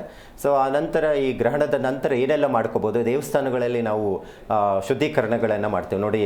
ನಮ್ಮ ಹಿಂದೂ ಸಂಪ್ರದಾಯದಲ್ಲಿ ಒಂದೇ ಇಲ್ಲ, ನೀವು ಅನ್ಕೋಬಹುದು ಎಲ್ಲ ದೇವಸ್ಥಾನ ಕ್ಲೋಸ್ ಮಾಡಿಬಿಡ್ತಾರೆ ಎಲ್ಲ ನೋಡಿ ಗ್ರಹಣದ ಟೈಮಲ್ಲಿ ಅಂತ ಅನ್ಕೋಬಹುದು. ಎಲ್ಲ ಧರ್ಮದಲ್ಲಿನೂ ಇದೆ ಇದು ಗ್ರಹಣದ ವಿಚಾರದಲ್ಲಿ ಆಚರಣೆ ಇದೆ. ನಾವು ಜೈನ ಸಂಪ್ರದಾಯದಲ್ಲಿ ನೋಡಬಹುದು, ಮತ್ತು ಮುಸ್ಲಿಂ ಸಂಪ್ರದಾಯದಲ್ಲಿ ಆಗ್ಬೋದು. ಎಲ್ಲ ಕೆಲವೊಂದು ಅವ್ರದ್ದೇ ಆದಂಥ ಪದ್ಧತಿಯಲ್ಲಿ ಆಚರಣೆ ಮಾಡುವಂಥದ್ದು ಇರುತ್ತೆ. ಹಾಗಾಗಿ ಒಂದು ಗ್ರಹಣದ ನಂತರ ಒಂದು ಗೋಮೂತ್ರ ಗೋಮಯ ಎಲ್ಲ ಹಾಕಿ ಒರೆಸ್ಕೊಳ್ಳುವಂಥದ್ದು, ಒಂದು ಸ್ವಲ್ಪ ಶುದ್ಧಿಯನ್ನು ಮಾಡಿಕೊಂಡು ಪೂಜೆ ಪುನಸ್ಕಾರಗಳು ಮಾಡ್ಕೊಳ್ಳೋದು ಈ ಗಣಪತಿ ವಿಚಾರದಲ್ಲಿ ಬಹಳ ಸೂಕ್ತ ಅಂತಲೇ ಹೇಳ್ಬೋದಾಗಿದೆ. ಓಕೆ ಗುರುಜಿ, ಮಾತನಾಡ್ತಾ ಹೋಗೋಣ. ವೀಕ್ಷಕರೇ, ನೀವು ಕೂಡ ಗುರೂಜಿ ಅವ್ರ ಹತ್ರ ಮಾತನಾಡಬೇಕು ಅಂತ ಹೇಳಿದ್ರೆ, ಗ್ರಹಣದ ಕುರಿತಂತೆ ಪ್ರಶ್ನೆಯನ್ನ ಕೇಳಬೇಕು ಅಂತ ಹೇಳಿದ್ರೆ ನಿಮ್ಮ ಟಿವಿ ಸ್ಕ್ರೀನ್ ಮೇಲೆ ಕಾಣಿಸ್ತಿರುವಂತಹ ನಂಬರ್ಗೆ ಕರೆ ಮಾಡಬಹುದು. ಗುರೂಜಿ ಇದ್ದಾರೆ, ಮಾತನಾಡಬಹುದು. ಗುರೂಜಿ, ಪಿತೃಪಕ್ಷದ ಹುಣ್ಣಿಮೆ ಸಮಯದಲ್ಲಿ ಚಂದ್ರಗ್ರಹಣ ಕಾಣಿಸ್ಕೊಳ್ತದೆ, ಇದರ ವಿಶೇಷತೆ ತಿಳಿಸ್ಕೊಡಿ. ನೋಡಿ, ಪಿತೃಪಕ್ಷದಲ್ಲಿ ಬಂದಿರೋದು ಒಂದು ವಿಶಿಷ್ಟತೆ ಅಂತಲೇ ಹೇಳ್ಬೋದು. ಯಾಕಂತ ಹೇಳಿದ್ರೆ ಸಾಮಾನ್ಯವಾಗಿ ನಾವು ಯಾವುದೇ ಒಂದು ಗ್ರಹಣ ಬಂದಾಗ ಹಿರಿಯರ ಒಂದು ತರ್ಪಣಗಳನ್ನು ಬಿಡುವಂಥ ಪದ್ಧತಿಯನ್ನು ನಾವು ನೋಡ್ತೀವಿ. ಅಂದರೆ ಯಾವುದೇ ಸೂರ್ಯಗ್ರಹಣ ಆಗ್ಬೋದು, ಚಂದ್ರಗ್ರಹಣ ಆಗ್ಬೋದು. ಆದರೆ ಈ ಚಂದ್ರಗ್ರಹಣದಲ್ಲಿ ಮಾತೃವರ್ಗದಿಂದ ಬರುವಂತಹ ದೋಷಗಳು, ಪಿತೃದೋಷಗಳು ಏನಾದರೂ ಇದ್ದರೆ ನಿವಾರಣೆ ಆಗುವಂಥದ್ದು ಅಂತ ಲೆಕ್ಕಾಚಾರ ಇರುತ್ತೆ. ಆದರೆ ಈ ಭಾದ್ರಪದ ಮಾಸದಲ್ಲಿ ಕೃಷ್ಣ ಪಕ್ಷದಲ್ಲಿ ಮೊದಲನೇ ದಿನ ಪಾಡ್ಯಮಿ ತಿಥಿಯಲ್ಲಿ ಬಂದಿರೋದ್ರಿಂದ ಇಲ್ಲಿ ಪಿತೃಪಕ್ಷದಲ್ಲಿ ಗ್ರಹಣ ರಕ್ತಚಂದ್ರ ಗ್ರಹಣ ಬಂದಿರೋದ್ರಿಂದ ಒಂದಿಷ್ಟು ಸಮಸ್ಯೆಗಳೇ ಅಂತ ಹೇಳ್ಬಹುದು. ಯಾಕಂತ ಹೇಳಿದ್ರೆ ಒಂದು ಪಿತೃಗಳ ಆಸ್ತಿ ವಿಚಾರದಲ್ಲಿ ಈಗಾಗಲೇ ಕೋರ್ಟ್ ಕಚೇರಿ ನಡೀತಾ ಇರೋದು, ಅಥವಾ ಭಾಗಗಳ ವಿಚಾರದಲ್ಲಿ ಆಗ್ಬೋದು, ಅಣ್ಣ ತಮ್ಮಂದರ ವಿಚಾರಕ್ಕೆ ಸಂಬಂಧಪಟ್ಟಂಥದ್ದಾಗ್ಬೋದು, ಅಥವಾ ಹಿರಿಯರು ಯಾರಾದರೂ ಒಂದು ಆರೋಗ್ಯದಲ್ಲಿ ವಿಚಾರದಲ್ಲಿ ಯಾರಾದರೂ ಸಮಸ್ಯೆಗಳಿದ್ರೆ ಒಂದಿಷ್ಟು ಸಮಸ್ಯೆಗಳು ಉಂಟಾಗುವಂಥದ್ದು ಇರುತ್ತೆ. ಒಂದು ಅವರದೇ ಆದಂಥ ರಾಶಿಗಳ ಮೇಲೆ ಪರಿಣಾಮ ಬೀಳುವಂಥದ್ದು ಇರುತ್ತೆ. ಹಾಗಾಗಿ ನಿಮಗೆ ಒಂದು ಪ್ಲಸ್ ಪಾಯಿಂಟು ನಾವು ನೋಡಬಹುದಾಗಿದೆ. ಯಾಕಂತ ಹೇಳಿದ್ರೆ ಪಿತೃಪಕ್ಷದ ಪ್ರಾರಂಭ ಇರೋದ್ರಿಂದ ತರ್ಪಣಾದಿಗಳನ್ನು ಕೊಡೋದು ಪ್ರತಿನಿತ್ಯ ಏನು ಸಂಕ್ರಮಣ ಮತ್ತು ಅದರ ಜೊತೆಗೆ ಈ ಮಹಾಲಯ ಅಮಾವಾಸ್ಯೆ ಅಂತ ಹೇಳ್ತೀವಿ. ಮತ್ತು ಕೆಲವೊಂದು ಮಾಮೂಲಿ ಅಮಾವಾಸ್ಯೆಗಳಲ್ಲಿ ನಾವು ಹಿರಿಯರು ಪೂಜೆಗಳು ಮಾಡುವಂಥದ್ದು, ತರ್ಪಣಗಳು ಕೊಡುವಂಥದ್ದೆಲ್ಲ ಇರುತ್ತೆ. ಆದರೆ ಪಿತೃಪಕ್ಷದಲ್ಲಿ ಗ್ರಹಣದ ಸಂದರ್ಭದಲ್ಲಿ ನೀವೇನಾದರೂ ಈ ಕೆಲವೊಂದು ಅಲ್ಪ ಆಯುಷ್ಯ ಆಗಿ ತೀರೋಗ್ಬಿಟ್ಟಿರ್ತಾರೆ. ಭಾಳ ಜನ ನಾವು ನೋಡ್ತಾ ಇದ್ದೀವಿ, ಅಪಘಾತಗಳಲ್ಲಿ ಅಲ್ಪ ಆಯುಷ್ಯ ಹೋಗಿರ್ತಾರೆ. ತಂದೆ ಅಥವಾ ಮಗ ಯಾರಾದರೂ ತೀರೋಗಿರ್ತಾರೆ, ಅವರಿಗೆ ಸರಿಯಾದಂತಹದ್ದು ಕಾರ್ಯಗಳನ್ನು ಮಾಡಿರೋದಿಲ್ಲ. ಮತ್ತು ಅದರ ಜೊತೆಗೆ ಇನ್ನು ಕೆಲವು ಮನೆ ಬಿಟ್ಟು ಹೋಗ್ಬಿಟ್ಟಿರ್ತಾರೆ. ನಾನು ನೋಡಿದ್ದೀನಿ ಬಹಳ ಜನ ಒಂದು 12 ವರ್ಷ ಆಗಿದೆ, ಆಗಿದೆ, 13 ವರ್ಷ ಆಗಿದೆ, ಅವ್ರು ಬದುಕಿದಾರೋ ಇಲ್ಲವೋ ಅನ್ನುವಂಥದ್ದು ಗೊತ್ತಿಲ್ಲ, ಇದುವರೆಗೂ ಅವರ ಸೂಚನೆನೇ ಇಲ್ಲ ಅನ್ನುವಂಥದ್ದು. ಮತ್ತು ಕೆಲವೊಂದು ಮಕ್ಕಳೇ ಇರೋದಿಲ್ಲ ನೋಡಿ. ಈಗ ತರ್ಪಣಗಳನ್ನು ಬಿಡ್ತಾರಮ್ಮ. ಈಗ ನೀವು ಇದೀರಾ ಅಂತ ಹೇಳಿದ್ರೆ ನಿಮ್ಮ ಮಕ್ಕಳು ನಾವು ಹೋದ್ಮೇಲೆ ಅವರು ಬಿಡುವಂಥದ್ದು ಇರುತ್ತೆ. ಈಗ ಮಕ್ಕಳೇ ಇರೋದಿಲ್ಲ, ಆವಾಗ ನಿಮ್ಮನ್ನ ತೀರೋದಾಗಂತ ಏಜ್ ಆದಾಗ ಹೋದಾಗ ಅದು ಸುಡೋದು ಅಥವಾ ಅವರದೇ ಆದಂತ ಒಂದು ಕಾರ್ಯವನ್ನು ಮಾಡ್ತಾರೆ. ಮತ್ತೆ ವರ್ಷ ಯಾರು ಮಾಡ್ತಾರೆ? ಈಗ ಎಲ್ಲರೂ ಹೇಳ್ತಾರೆ, ಗುರುಗಳೇ ನೀವು ಹೇಳ್ತೀರಾ, ಇದನ್ನ ಕ್ವಶನ್ ಬಹಳ ಜನ ಕೇಳ್ತಾ ಇರ್ತಾರೆ. ಈಗ ನಾವು ಇದ್ದೀವಿ, ನಾವು ಅವ್ರಿಗೆ ಹಿರಿಯರ ಕಾರ್ಯ ಮಾಡ್ತಾ ಇದ್ದೀವಿ, ನಾವು ಮಕ್ಕಳೇ ಇರೋದಿಲ್ಲ, ಅಂಥವ್ರಿಗೆ ಏನು ಮಾಡೋದು ಅನ್ನೋಂಥದ್ದು ಇರುತ್ತೆ. ಅಂಥವ್ರಿಗೆ ಘಟಶ್ರಾದ್ದ ಅಂತಿದೆ. ಘಟಶ್ರಾದ್ದವನ್ನು ಮಾಡಿದ್ರೆ ತನ್ನ ಪಿಂಡ ಪ್ರದಾನವನ್ನ ತಾನೇ ಬಿಡುವಂಥದ್ದು. ಇದು ಶಾಸ್ತ್ರದಲ್ಲಿ ಉಲ್ಲೇಖ ಇರುವಂಥದ್ದು, ಅಪರ ಪ್ರಯೋಗದಲ್ಲಿ ಇರುವಂಥದ್ದು ಉಲ್ಲೇಖ ಅಂತ ಹೇಳ್ತೀವಿ. ಸೊ ಇಂಥ ಸಂದರ್ಭದಲ್ಲಿ ಏನು ಈ ಪಿತೃಪಕ್ಷದಲ್ಲಿ ಗ್ರಹಣ ಬಂದಿರುವಂಥ ಸಂದರ್ಭದಲ್ಲಿ ಯಾರಿಗೆ ಮಕ್ಕಳಿರೋದಿಲ್ವಾ, ಯಾರು ಪಿಂಡ ಪ್ರದಾನ ಮಾಡೋಕ್ಕೆ ಆಗ್ತಾ ಇಲ್ಲ ಅನ್ನುವಂಥದ್ದು ಸಂದರ್ಭದಲ್ಲಿ ಅವರು ಘಟಶ್ರಾದ್ದವನ್ನು ಮಾಡುವಂಥದ್ದು ಏನಾದರೂ ಅನುಕೂಲ ಆಗುತ್ತೆ ಅಂದರೆ ಮಾಡೋದ್ರಿಂದನೂ ಇವರಿಗೆ ಸಂಪೂರ್ಣವಾದಂಥದ್ದು ಮುಕ್ತಿಯನ್ನು ಕೊಡುವಂಥದ್ದು ಇರುತ್ತೆ. ಅವ್ರಿಗೆ ಮಾಡೋಂಗೆ ಇಲ್ಲ ಪಿತೃಕಾರ್ಯ ಅನ್ನುವಂಥದ್ದು ಇರುತ್ತೆ. ಮತ್ತು ಇನ್ನೊಂದು ಮೋಕ್ಷನಾರಾಯಣ ಬಲಿ ಅನ್ನುವಂಥದ್ದಿದೆ. ಯಾರು ಮೋಕ್ಷನಾರಾಯಣ ಬಲಿ ಇದೇ ಹುಣ್ಣಿಮೆ ದಿವಸ, ಅದರಲ್ಲಿ ಬಹಳ ಮುಖ್ಯವಾಗಿ ಹುಣ್ಣಿಮೆ ಗ್ರಹಣ, ಅದರಲ್ಲಿ ಪಿತೃಪಕ್ಷದ ಪ್ರಾರಂಭ ದಿನ ಆಗಿರೋದ್ರಿಂದ ಯಾರು ಮೋಕ್ಷನಾರಾಯಣ ಬಲಿ ಪೂಜೆ ಮಾಡ್ತಾರೋ ಅವರಿಗೆ ಅಲ್ಪಾಯುಷ್ಯಾಗಿ ಅವರ ಕುಟುಂಬದಲ್ಲಿ ಒಬ್ಬರಿಂದ ಒಬ್ಬರು ತೀರೋಗ್ತಾ ಇದ್ದಾರೆ, ಯಾರು ತೀರೋಗ್ತಾ ಇದ್ದಾರೆ ಅವರಿಗೆ ತರ್ಪಣಾದಿಗಳನ್ನು ಕೊಟ್ಟರೆ ಸಂಪೂರ್ಣವಾದಂಥ ದೋಷಗಳು ಇರೋದಿಲ್ಲ, ಮತ್ತೆ ಇನ್ಯಾರಿಗೋ ತೊಂದರೆ ಆಗೋದಿಲ್ಲ ಕುಟುಂಬದಲ್ಲಿ. ಸೊ ಇದು ಬಹಳ ಮುಖ್ಯವಾಗಿ ಫಲಗಳು ಕೊಡುವಂಥದ್ದು ಇರುತ್ತೆ. ಆದರೆ ಇರುವಂಥ ಸಂದರ್ಭದಲ್ಲಿ ಒಂದಿಷ್ಟು ಪಿತ್ರಾರ್ಜಿತ ಆಸ್ತಿ ವಿಚಾರಕ್ಕೆ ಸಂಬಂಧಪಟ್ಟಂಥದ್ದಾಗ್ಬೋದು, ಅಥವಾ ಇನ್ಯಾವುದೋ ಒಂದು ಚಿಕ್ಕ ಚಿಕ್ಕ ಪುಟ್ಟ ಕಲಹಗಳು, ಈಗಾಗಲೇ ಅಕ್ಕ ತಂಗಿಯರು ನೋಡಿದ್ರೆ ಆಗೋದಿಲ್ಲ, ಅಣ್ಣ ತಮ್ಮಂದರು ವಿಚಾರದಲ್ಲಿ ನಾವು ನೋಡ್ತಾ ಇದ್ವಿ ನೋಡಿ, ಅಣ್ಣ ತಮ್ಮಂದರು ಬೆಳೀತಾ ದಾಯದುಗಳಾಗ್ತಾರೆ ಅನ್ನುವಂಥದ್ದು ವಿಚಾರದಲ್ಲಿ ನಾವು ನೋಡ್ತಾ ಇದ್ವಿ. ಇದಕ್ಕೆ ಕಾರಣ ಏನಪ್ಪ ಅಂದ್ರೆ ಆಸ್ತಿ ವಿಚಾರದಲ್ಲಿ ಅವರ ಅನ್ಯೋನ್ಯತೆ ಇಲ್ದಿರ ಇವತ್ತು ಕೋರ್ಟ್ ಒಂದೊಂದು ಅಡಿಗೂ ಕಿತ್ತಾಡ್ತಾ ಇರುವಂಥದ್ದಿದೆ. ಸೊ ಇಂತಹದ್ದು ಹೆಚ್ಚು ಸಮಸ್ಯೆಗಳು ಬರಬಹುದು ಅನ್ನುವಂಥದ್ದು ಈ ಸಂದರ್ಭದಲ್ಲಿ ನಾವು ತಿಳ್ಕೊಳ್ಳೋದಕ್ಕೆ ಸಾಧ್ಯ ಆಗುತ್ತೆ. ಗುರುಜಿ, ಇನ್ನು 12 ರಾಶಿಗಳ ಮೇಲೆ ಈ ಚಂದ್ರಗ್ರಹಣ ಯಾವ ರೀತಿಯಾಗಿ ಪರಿಣಾಮ ಬೀರುತ್ತೆ ಅಂತ ತಿಳಿಸ್ಕೊಡಿ. ಮೊದಲನೇದಾಗಿ ಮೇಷರಾಶಿ ಮೇಲೆ ಯಾವ ರೀತಿಯಾದಂತಹ ಪರಿಣಾಮ ಬೀರುತ್ತೆ, ಶುಭನ ಅಥವಾ ಅಶುಭನ ಅನ್ನುವಂಥದ್ದು ನೋಡಿ. ಈ ಮೇಷರಾಶಿಯವರಿಗೆ ಹೇಗೆ ಗ್ರಹಣ ಸಂಭವಿಸ್ತಾ ಇದೆ, ಸೊ ಇದು ಅವರು ಆಚರಣೆ ಇದೆಯಾ, ಮತ್ತೆ ಅವ್ರಿಗೆ ಏನೆಲ್ಲ ಶುಭ ಮತ್ತೆ ಅಶುಭ ಫಲ ಕೊಡಬಹುದು ಅನ್ನುವಂಥದ್ದು, ಮತ್ತೆ ಅದೇನೋ ಸಮಸ್ಯೆ ಇದ್ರೆ ಏನು ಪರಿಹಾರಗಳನ್ನು ಮಾಡ್ಕೋಬಹುದು ಅನ್ನುವಂಥದ್ದನ್ನು ತಿಳಿಸ್ಕೊಡ್ತೀನಿ. ನೋಡಿ, ಮೇಷರಾಶಿಯವರಿಗೆ ಅಧಿಪತಿ ಕುಜ 6ನೇ ಮನೆಯಲ್ಲಿ ಇರೋದ್ರಿಂದ, ಯಾಕಂದರೆ ರಾಷ್ಟ್ರಾಧಿಪತಿಯನ್ನು ಗಮನಿಸಬೇಕು ಈ ಸಂದರ್ಭದಲ್ಲಿ. ಗ್ರಹಣ ಏನು ಸಂಭವಿಸ್ತಾ ಇರುವಂಥ ಸಂದರ್ಭದಲ್ಲಿ 6ನೇ ಮನೆ ಅಂತ ಹೇಳಿದ್ರೆ ನಾವು ಯಾವಾಗಲೂ ಅಷ್ಟೇ ಆ ಕುಜ ಇರುವಂಥದ್ದು ಬಲಹೀನನಾಗಿದ್ದಾನೆ. ಸೊ ಹೆಲ್ತ್ ಮೇಲೆ ಸ್ವಲ್ಪ ಡಿಸ್ಟರ್ಬೆನ್ಸ್ ಆಗುವಂಥದ್ದು ಇರುತ್ತೆ. ಸಾಮಾನ್ಯವಾಗಿ ಗ್ರಹಣಗಳ ಸಂದರ್ಭದಲ್ಲಿ ಆರೋಗ್ಯದ ಮೇಲೆ ಹೆಚ್ಚು ಬರುವಂಥ ತೊಂದರೆಗಳು ಬರೋದು ಸಹಜವಾಗಿರುತ್ತೆ. ಆದರೆ ಈ ಕುಜನೇ ಬಲಹೀನನಾಗಿದ್ದು ಕನ್ಯಾ ರಾಶಿಯಲ್ಲಿ ಬಲಹೀನನಾಗಿದ್ದಾನೆ, ಶನಿಯ ದೃಷ್ಟಿಗೆ ಒಳಗಾಗಿರೋದ್ರಿಂದ ಬಹಳ ಅಪಘಾತಗಳ ವಿಚಾರದಲ್ಲಾಗಲಿ ಸ್ವಲ್ಪ ಬಹಳ ಎಚ್ಚರಿಕೆ ಇರಬೇಕು. ನೋಡಿ, ಈಗ ಏನಾದರೂ ಮಕ್ಕಳು ಈ 1 ತಿಂಗಳ ಕಾಲ ಏನಾದರೂ ದೂರದ ಪ್ರಯಾಣ ಮೇಷರಾಶಿಯವರು ಇಟ್ಕೊಂಡಿದ್ರೆ, ದೂರ ಹೋಗುವಂಥ ಸಂದರ್ಭದಲ್ಲಿ ಸ್ವಲ್ಪ ವಾಹನಗಳಲ್ಲಿ ಓಡಿಸುವಾಗ ಸ್ವಲ್ಪ ಹುಷಾರಾಗಿ ಇರಬೇಕಾಗುತ್ತೆ 1.5 ತಿಂಗಳು. ಮತ್ತು ಆರೋಗ್ಯದ ಬಗ್ಗೆ ಹೆಚ್ಚು ಗಮನ ಕೊಡಬೇಕು. ಮತ್ತು ವ್ಯಯಾಧಿಪತಿ ನಾವು ನೋಡೋಕ್ಕೆ ಹೋದರೆ ವಕ್ರೀ ದೃಷ್ಟಿ ಬೀಳೋದ್ರಿಂದ ಖರ್ಚುಗಳು ಜಾಸ್ತಿ ಆಗುವಂಥದ್ದಿರುತ್ತೆ. ಈಗಾಗಲೇ 7.5 ಬೇರೆ ನಡೀತಾ ಇದೆ ಮೇಷರಾಶಿಯವರಿಗೆ. ಅದರಲ್ಲಿ ಅಶ್ವಿನಿ ನಕ್ಷತ್ರ, ಭರಣಿ ನಕ್ಷತ್ರ, ಕೃತಿಕ 1ನೇ ಪಾದದವರು ಯಾರೆಲ್ಲ ಇರ್ತಿರೋ ಅವರಿಗೆಲ್ಲ ಮೇಷರಾಶಿಯವರಿಗೆ ಅನ್ವಯ ಆಗುವಂಥದ್ದಿರುತ್ತೆ. ಅವ್ರಿಗೆ ಇದು ನಾನು ಹೇಳುವಂಥದ್ದು ಅನ್ವಯ ಆಗುವಂಥದ್ದಿರುತ್ತೆ. ಅಂಥವ್ರಿಗೆ ಸ್ವಲ್ಪ ವ್ಯಾಜ್ಯಗಳು ಜಾಸ್ತಿ ಆಗುವಂಥದ್ದಿರುತ್ತೆ. ಅಂದರೆ ಬೇಡವಾದಂಥ ಸಮಸ್ಯೆಗಳು ಮೈ ಮೇಲೆ ಬರುವಂಥ ಸಾಧ್ಯತೆಗಳು ಇರುತ್ತೆ. ಯಾಕಂದರೆ ಶನಿ ದೃಷ್ಟಿ ಇರೋದ್ರಿಂದ ಜಮೀನು ವಿಚಾರದಲ್ಲಾಗಲಿ ಅಣ್ಣ ತಮ್ಮಂದರ ನಡುವೆ ಬಾಂಧವ್ಯತೆ ಅಷ್ಟಾಗಿ ಇರೋದಿಲ್ಲ ಅನ್ನುವಂಥದ್ದು ಹೇಳುತ್ತೆ. ಆದರೆ ಒಂದು ವಿಚಾರ ನಾವು ತಿಳ್ಕೊಳ್ಬೇಕಾಗಿರುವಂಥದ್ದು ಅಂದರೆ, ನೋಡಿ, ಶುಕ್ರ 4ನೇ ಮನೆಯಲ್ಲಿರೋದ್ರಿಂದ ಇದೊಂದು ಒಳ್ಳೆಯದೇ ಅಂತಲೇ ಹೇಳ್ಬೋದು. ಚತುರ್ಭಾವ ಸ್ವಗೃಹ ಯೋಗ ಅಂತ ಹೇಳುತ್ತೆ. ಹಾಗಾಗಿ ಏನಾದರೂ ಮನೆ ವಿಚಾರದಲ್ಲಿ ಏನಾದರೂ ಪ್ರಯತ್ನ ಮಾಡ್ತಾ ಇದ್ದೀರಿ ನೋಡಿ, ಬರೋ ಜನ ಹೇಳಿರ್ತಾರೆ, ನೋಡಮ್ಮ ಟೈಮ್ ಸರಿ ಇಲ್ಲ, ನಿಮಗೆ 7.5 ಬೇರೆ ನಡೀತಾ ಇದೆ, ಈಗೆಲ್ಲ ಚೆನ್ನಾಗಿಲ್ಲ ಟೈಮು, ಇನ್ನೂ 2 ವರ್ಷ ಆದಮೇಲೆ ನೀವು ಜಮೀನು ತಗೊಳ್ಳಿ, ಸೈಟ್ ತಗೊಳ್ಳಿ ಅಂತ ಹೇಳಿರ್ತಾರೆ, ಅಥವಾ ಮನೆ ಖರೀದಿ ಮಾಡಿ ಅಂತೀರ. 2 ವರ್ಷ ಕಾಯಕ್ಕಾಗುತ್ತಾ ನೋಡಿ? ಅಂಥ ಸಂದರ್ಭದಲ್ಲಿ ಈ ಕೆಲವೊಂದೆಲ್ಲ ಯೋಗಗಳು ಬಂದಾಗ ನಾವು ತಗೊಳ್ಳೋ ಅಂಥದ್ದು ಇರುತ್ತೆ. ಈ ಏನು ಗ್ರಹಣ ಸಂಭವ ಒಂದಿಷ್ಟು ಸಮಸ್ಯೆಗಳು ಬಂದರೆ ಒಂದಿಷ್ಟು ಒಳ್ಳೆಯದೂ ಇದೆ. ಯಾಕಂದರೆ ಚತುರ್ಭಾವದಲ್ಲಿ ಸ್ವಗೃಹ ಯೋಗದಲ್ಲಿ ಬಲಿಷ್ಠವಾಗಿ ಜಲತತ್ವ ರಾಶಿಯಲ್ಲಿ ಶುಕ್ರ ಇರೋದ್ರಿಂದ ಒಂದಷ್ಟು ಗೃಹಕ್ಕೆ ಸಂಬಂಧಪಟ್ಟಂಥದ್ದು ಏನಾದರೂ ಮನೆ ವಿಚಾರದಲ್ಲಿ ಒಳ್ಳೆ ಮನೆ ಸಿಗುತ್ತೆ, ಖರೀದಿ ಮಾಡಲಿಕ್ಕೆ ಸಾಧ್ಯ ಆಗುವಂಥ ಸಾಧ್ಯತೆ ಇರುತ್ತೆ. ಭಾಗ್ಯಸ್ಥಾನದಲ್ಲಿ ರಾಹು ಚಂದ್ರನ ವಿಚಾರದಲ್ಲಿ ನಾವು ನೋಡೋಕೆ ಗ್ರಹಣಕ್ಕೀಡಾಗಿರೋದ್ರಿಂದ ಒಂದಷ್ಟು ದುಡ್ಡಿನ ವಿಚಾರದಲ್ಲಿ ಖರ್ಚುಗಳು ಜಾಸ್ತಿ ಆಗಬಹುದು. ಆದರೆ ಮನೆ ವಿಚಾರ ಅಥವಾ ಒಂದು ಸ್ವಲ್ಪ ದುಡ್ಡಿ ಕಾಸು ವಿಚಾರಕ್ಕೆ ಸಂಬಂಧಪಟ್ಟಂಥದ್ದು ಹೆಚ್ಚು ಅನುಕೂಲ ಆಗುವಂಥದ್ದು ಇರುತ್ತೆ. ಮತ್ತು ಇವರು ಏನು ಮಾಡ್ಕೋಬಹುದು ಪರಿಹಾರಗಳು ಅಂತ ಹೇಳಿದ್ರೆ, ನೋಡಿ, ಇವರು ರಾಷ್ಟ್ರಾಧಿಪತಿ ಬಲಹೀನನಾಗಿರೋದ್ರಿಂದ ರಾಷ್ಟ್ರಾಧಿಪತಿ ಧಾನ್ಯ ಹೌದು, ನಾವು ತೊಗರಿ ಕಾಳು ಅಂತ ಹೇಳ್ತೀವಿ. ನೋಡಿ, ತೊಗರಿ ಕಾಳು ಪರಿಪೂರ್ಣವಾಗಿರ್ಬೋದು. ಬೇಳೆ ಕೊಡ್ತಾರೆ, ಬೇಳೆಗಳು ಅಷ್ಟು ಫಲಗಳು ಕೊಡೋದಿಲ್ಲ.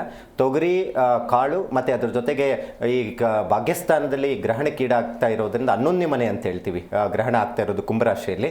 ಹಾಗಾಗಿ ಭಾಗ್ಯಸ್ಥಾನ ಆಗಿರೋದ್ರಿಂದ ಹಕ್ಕಿ ಮತ್ತು ಅದ್ರ ಜೊತೆಗೆ ಉದ್ದಿನ ಕಾಳು, ಈ 3 ಧಾನ್ಯವನ್ನು ಒಂದು ಚಂದ್ರಬಿಂಬದ ಜೊತೆ ಇಟ್ಟು ಪೂಜೆ ಮಾಡಿ, ಇಲ್ಲಿ ನೀವು ಆರಾಧನೆ ಮಾಡಬೇಕಾಗಿರೋದು ಕುಜಪೀಡ ಪರಿಹಾರ ಮಂತ್ರ ಮತ್ತು ಅದರ ಜೊತೆಗೆ ರಾಹುಪೀಡ ಪರಿಹಾರ ಮಂತ್ರ, ಚಂದ್ರಪೀಡ ಪರಿಹಾರ ಮಂತ್ರವನ್ನು ಪಠನೆ ಮಾಡಿ ಅದನ್ನು ಪೂಜೆ ಮಾಡಿ ಮಾರನೇ ದಿನ ಅಂದರೆ ನಾಳೆ ಬೆಳಗ್ಗೆ ನೀವು ಅದನ್ನು ದಾನ ಮಾಡೋದ್ರಿಂದ ಈ ಗ್ರಹಣದ ಸಂದರ್ಭದಲ್ಲಿ ಏನೆಲ್ಲ ಸಮಸ್ಯೆಗಳು ಬರುತ್ತೆ, ಒಂದು ತಿಂಗಳು 1.5 ತಿಂಗಳು ಸಮಸ್ಯೆ, ಅದೆಲ್ಲ ನಿಭಾಯಿಸೋದಕ್ಕೆ ಸಾಧ್ಯ ಆಗುತ್ತೆ ಮತ್ತು ಅದರ ತೀವ್ರತೆ ಕಡಿಮೆ ಆಗಲಿಕ್ಕೆ ಸಾಧ್ಯ ಆಗುತ್ತೆ. ಗುರುಜಿನ ವೃಷಭ ರಾಶಿಯವರ ಬಗ್ಗೆ ತಿಳಿಸ್ಕೊಡಿ. ಈಗ ವೃಷಭ ರಾಶಿಗೆ ಗೋಚಾರದ ವಿಚಾರದಲ್ಲಿ ನಾವು ನೋಡೋಕೋತೆ ಪ್ರಸ್ತುತ ಗುರುಬಲ ಇದೆ. ನಾನು ಹಿಂದೆ ಮಾತನಾಡುವಾಗ ಬಹಳ ಸಂಚಿಕೆಯಲ್ಲಿ ಹೇಳ್ತಾ ಇರ್ತೀನಿ, ಬಹಳ ಚೆನ್ನಾಗಿದೆ ವೃಷಭ ರಾಶಿಯವರಿಗೆ ಅಂತ. ಆದರೆ ಗ್ರಹಣದ ವಿಚಾರದಲ್ಲಿ ನಾವು ನೋಡೋಕೋದ್ರೆ ಗ್ರಹಣ ಸಂಭವಿಸ್ತಾ ಇರುವಂಥದ್ದು ಹೇಗಿದೆ ಮತ್ತು ಇವರಿಗೆಲ್ಲ ಹೇಗೆ ಫಲಗಳು ಕೊಡುತ್ತೆ ಅನ್ನೋವಂಥದ್ದು ನೋಡ್ತೀವಿ. ನಾನು ಆಗಲೇ ಹೇಳಿದೆ, ಶುಕ್ರ ಜಲತತ್ವ ರಾಶಿಯಲ್ಲಿರುವಂಥದ್ದು ಕರ್ಕಾಟಕ ರಾಶಿಯಲ್ಲಿ ನಾವು ನೋಡ್ತೀವಿ. ಇದರಿಂದ ಆರೋಗ್ಯದ ವಿಚಾರದಲ್ಲಿ ಶೀತಕ್ಕೆ ಸಂಬಂಧಪಟ್ಟಂಥದ್ದು ಆರೋಗ್ಯ, ಜ್ವರ ಇಂಥದ್ದಕ್ಕೆ ಸಂಬಂಧಪಟ್ಟಂಥ ಸಮಸ್ಯೆಗಳು ಬರಲಿಕ್ಕಿರುತ್ತೆ. ಮತ್ತು ಅದರ ಜೊತೆಗೆ ಕುಜ ಪಂಚಮ ಸ್ಥಾನದಲ್ಲಿ ಬಲಹೀನನಾಗಿರೋದ್ರಿಂದ ನೋಡಿ, ಪಂಚಮ ಸ್ಥಾನ ಪುತ್ರಸ್ಥಾನ ಅಂತ ಹೇಳ್ತೀವಿ. ಮಕ್ಕಳ ವಿಚಾರದಲ್ಲಿ ಅದರಲ್ಲಿ ಪ್ರಮುಖವಾಗಿರುವಂಥವ್ರು ಗರ್ಭಿಣಿಯರಂತೂ, ಅಂದರೆ ಈ ವೃಷಭ ರಾಶಿ ಗರ್ಭಿಣಿಯರಂತೂ ಭಾಳ ಆರೋಗ್ಯದ ಬಗ್ಗೆ ಹೆಚ್ಚು ಗಮನ ಕೊಡಬೇಕಾಗತ್ತೆ. ಅದು 1-1.5 ತಿಂಗಳ ಕಾಲ ವಿಚಾರದಲ್ಲಿ. ಮಗುವಿನ ವಿಚಾರದಲ್ಲಿ ತೊಂದರೆಗಳು ಉಂಟಾಗುವಂಥದ್ದು ಇರುತ್ತೆ. ಮಗುವಿಗೆ ಏನಾದರೂ ಹೊಟ್ಟೆಯಲ್ಲಿ ಬೆಳೀತಾ ಇರುವಂಥ ಮಗುವಿಗೆ ಏನಾದರೂ ಬೆಳವಣಿಗೆ ಸರಿ ಇಲ್ದಿರ ತೊಂದರೆ ಆಗೋದು, ಈ ಥರದ ಸಮಸ್ಯೆಗಳು ಬರುವಂಥದ್ದು ಇರುತ್ತೆ. ಏನಾದರೂ ಒಂದು ಸ್ವಲ್ಪ ಸಮಸ್ಯೆ ಇದ್ರೂ ನೀವು ಮೆಡಿಕಲ್ ಚೆಕಪ್ ಮಾಡಿಸಿ ಅದನ್ನು ಸಂಬಂಧಪಟ್ಟಂಥದ್ದು ನೋಡ್ಕೋಬೇಕಾಗತ್ತೆ. ಮತ್ತು ಲಾಭಾಧಿಪತಿಯ ಗುರು ಗ್ರಹ ದ್ವಿತೀಯ ಸ್ಥಾನದಲ್ಲಿ ಇರುವುದರಿಂದ ಹೆಚ್ಚು ಅಭಿವೃದ್ಧಿ ಮತ್ತು ಹಣಕಾಸಿನ ವಿಚಾರಕ್ಕೆ ಸಂಬಂಧಪಟ್ಟಂತಹದ್ರಲ್ಲಿ ಹೆಚ್ಚು ಅನುಕೂಲ ಆಗುವಂಥ ಸಾಧ್ಯತೆ ಇರುತ್ತೆ. ಮತ್ತು ರಾಹುಗ್ರಸ್ತ ಚಂದ್ರಗ್ರಹಣ ಮತ್ತು ಕೇತುಗ್ರಸ್ತ ಬುಧ ಮತ್ತು ರವಿ ಸಂಯೋಗದಿಂದ ತಾಯಿಯ ಆರೋಗ್ಯ ನೋಡಿ, ವೃಷಭ ರಾಶಿ ತಾಯಂದಿರು ಯಾರೆಲ್ಲ ಇರ್ತಾರೋ ಅವರ ಆರೋಗ್ಯದ ವಿಚಾರದಲ್ಲಿ ಸ್ವಲ್ಪ ಹೆಚ್ಚು ಗಮನ ಕೊಡಬೇಕಾಗಿರುವಂಥದ್ದಿದೆ.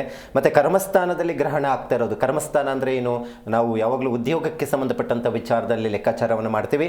ಇದರಿಂದ ಈ ರಾಹುಗ್ರಸ್ತ ಚಂದ್ರಗ್ರಹಣ ಏನಾಗ್ತಾ ಇದೆ, ಉದ್ಯೋಗಸ್ಥರಿಗಂತೂ ಸ್ವಲ್ಪ ಸಮಸ್ಯೆಗಳು ಉಂಟಾಗುವಂಥದ್ದು, ಕೆಲಸದ ವಿಚಾರದಲ್ಲಿ ಕಳ್ಕೊಳ್ಳೋದು, ಕೆಲಸ ಬದಲಾವಣೆ ವಿಚಾರದಲ್ಲಿ ಏನಾದರೂ ಪ್ರಯತ್ನ ಮಾಡ್ತಾ ಇದ್ದೀರಾ, ಬಿಟ್ಟುಬಿಡಬೇಕು ಅನ್ನುವಂಥದ್ದಿದ್ರೆ ಖಂಡಿತ ಮಾಡೋಕ್ಕೆ ಹೋಗ್ಬಿಡಿ. ಕೆಲಸದ ಒತ್ತಡ ಜಾಸ್ತಿ ಆಗುತ್ತೆ, ಕೆಲಸದಲ್ಲಿ ಕಿರಿಕಿರಿ ಜಾಸ್ತಿ ಆಗುವಂಥ ಸಾಧ್ಯತೆ ಇರುತ್ತೆ. ವೃತ್ತಿ ಜೀವನಕ್ಕೆ ಸಂಬಂಧಪಟ್ಟಂಥದ್ದು ಒಂದಷ್ಟು ದೊಡ್ಡ ಬದಲಾವಣೆಗಳಾಗುವಂಥ ಸಾಧ್ಯತೆ ಇರುತ್ತೆ. ಅದು ನಿಮಗೆ ವಿರುದ್ಧವಾಗಿ ಇರುವಂಥ ಬದಲಾವಣೆ ಆಗಬಹುದು. ದಿಢೀರಂತ ಬದಲಾವಣೆ ಮಾಡಿಕೊಳ್ಳೇಬೇಕಾದಂಥ ಪರಿಸ್ಥಿತಿ ಉಂಟಾಗುವಂಥ ಸಾಧ್ಯತೆ ಇರುತ್ತೆ.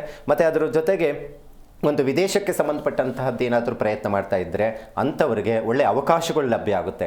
ಇರೋವಂಥ ಕೆಲಸದಲ್ಲಿ ಒಂದು ಸ್ವಲ್ಪ ಇರೋವಂಥ ಕೆಲಸ ಬದಲಾವಣೆ ಮಾಡ್ಕೊಳ್ಳೋದು, ಕೆಲಸದ ಒತ್ತಡಗಳು ಜಾಸ್ತಿ ಆಗುವಂಥದ್ದು ಸಾಧ್ಯತೆ ಇರುತ್ತೆ. ಸೊ ಈ ಥರ ಸಮಸ್ಯೆಗಳು ಉಂಟಾಗೋದ್ರಿಂದ ನೀವು ಹೆಚ್ಚಿನ ಮಟ್ಟಿಗೆ ಕರ್ಮಸ್ಥಾನದಲ್ಲೇ ಗ್ರಹಣ ಸಂಭವಿಸ್ತಾ ಇರೋದ್ರಿಂದ ಒಂದು ಅವರೆಕಾಳು ಮತ್ತು ಅದರ ಜೊತೆಗೆ ಉದ್ದು ಹಕ್ಕಿಯನ್ನು ಪೂಜೆಯನ್ನು ಮಾಡಿ ಅದನ್ನು ದಾನ ಮಾಡೋದು ಬಹಳ ಮುಖ್ಯವಾಗಿರುವಂಥದ್ದು ಇರುತ್ತೆ. ಚಂದ್ರ ಮತ್ತು ಶುಕ್ರ ರಾಹು ಪೀಡ ಪರಿಹಾರ ಮಂತ್ರವನ್ನು ಪಠಿಸಬೇಕಾಗುತ್ತೆ. ಇನ್ನು ಮಿಥುನ ರಾಶಿಯವರ ಬಗ್ಗೆ ತಿಳಿಸ್ಕೊಡಿ. ಮಿಥುನ ರಾಶಿಯವರಿಗೆ ಪ್ರಸ್ತುತ ಜನ್ಮಗುರು ನೋಡಿ, ಜನ್ಮಗುರು ದುಃಖಕ್ಕೆ ಕಾರಣ ಅಂತ ಹೇಳುತ್ತೆ. ಖರ್ಚುಗಳು ಜಾಸ್ತಿ ಮಾಡುವಂಥದ್ದು, ಯೋಚನೆ ಚಿಂತೆಗಳನ್ನು ಕಾಡುವಂಥದ್ದು ಇರುತ್ತೆ. ಆದರೆ ದ್ವಿತೀಯ ಸ್ಥಾನದಲ್ಲಿ ರಾಷ್ಟ್ರಾಧಿಪತಿ ರವಿ ಕೇತು ಒಂದಷ್ಟು ಬದಲಾವಣೆ ವಿಚಾರದಲ್ಲಿ ನೋಡಬಹುದಾಗಿದೆ ಸಂಯೋಗದಿಂದ. ಮತ್ತು ಕಣ್ಣಿಗೆ ಸಂಬಂಧಪಟ್ಟಂಥದ್ದು, ನರಗಳಿಗೆ ಸಂಬಂಧಪಟ್ಟಂಥ ಸಮಸ್ಯೆಗಳು ಉಂಟಾಗುವಂಥ ಸಾಧ್ಯತೆ ಇರುತ್ತೆ. ಚತುರ್ಭಾವದಲ್ಲಿ ಕುಜ ಬಲಹೀನನಾಗಿರೋದ್ರಿಂದ ನೋಡಿ, ಯಾವಾಗಲೂ ಅಷ್ಟೇ ಚತುರ್ಭಾವ ವಿದ್ಯಾಸ್ಥಾನ ಅಂತ ಹೇಳ್ತೀವಿ. ಒಂದಿಷ್ಟು ಮಕ್ಕಳ ವಿಚಾರದಲ್ಲಿ ಸ್ವಲ್ಪ ಹೆಚ್ಚು ಗಮನ ಕೊಡಬೇಕಾಗುತ್ತೆ. ಮತ್ತು ಚತುರ್ಭಾವ ತಾಯಿಯ ಸ್ಥಾನ, ತೃತೀಯ ಸ್ಥಾನ, ಭಾತೃಸ್ಥಾನ ಅಂತ ಹೇಳ್ತೀವಿ. ಅಣ್ಣ ತಮ್ಮಂದರ ನಡುವೆನೂ ಒಂದಿಷ್ಟು ಸಮಸ್ಯೆಗಳು ಉಂಟಾಗುವಂಥದ್ದಿರುತ್ತೆ. ಹೊಂದಾಣಿಕೆ ವಿಚಾರದಲ್ಲಿ ಸಮಸ್ಯೆಗಳು ಉಂಟಾಗುವಂಥ ಸಾಧ್ಯತೆ ಇರುತ್ತೆ. ಪಿತ್ರಾರ್ಜಿತ ಆಸ್ತಿ ವಿಚಾರಕ್ಕೆ ಸಂಬಂಧಪಟ್ಟಂತಹದ್ದು ವ್ಯಾಜ್ಯಗಳು ಕಂಡುಬರುವಂಥ ಸಾಧ್ಯತೆಗಳು ಕಂಡುಬರುತ್ತೆ. ಶನಿಯ ದೃಷ್ಟಿಗೆ ಒಳಗಾಗಿರೋದ್ರಿಂದ ಕುಜ ಸಾಲ ಋಣ ಹೆಚ್ಚು ಕಾಡುವಂಥದ್ದು ನಾವು ನೋಡಬಹುದಾಗಿದೆ. ಮತ್ತು ಮಿಥುನ ರಾಶಿಯವರಿಗೆ ನವಮಸ್ಥಾನ 9ನೇ ಮನೆಯಲ್ಲಿ ಈ ಗ್ರಹಣ ಸಂಭವಿಸ್ತಾ ಇರೋದ್ರಿಂದ ತಂದೆಯ ಆರೋಗ್ಯದ ವಿಚಾರದಲ್ಲಿ ಬಹಳ ನೋಡಿ, ನವಮಸ್ಥಾನ ಅಂದರೆ ತಂದೆಯ ವಿಚಾರದಲ್ಲಿ ನಾವು ನೋಡೋಗುತ್ತೆ. ತಂದೆಯ ಆರೋಗ್ಯದ ಬಗ್ಗೆ ಹೆಚ್ಚು ಗಮನ ಕೊಡಿ. ತಂದೆಯ ಆಸ್ತಿ ವಿಚಾರ, ದುಡ್ಡಿನ ವಿಚಾರದಲ್ಲಿ ಹೆಚ್ಚು ಕಿರಿಕಿರಿ ಸಮಸ್ಯೆಗಳು ಉಂಟಾಗುವಂಥ ಸಾಧ್ಯತೆ ಇರುತ್ತೆ.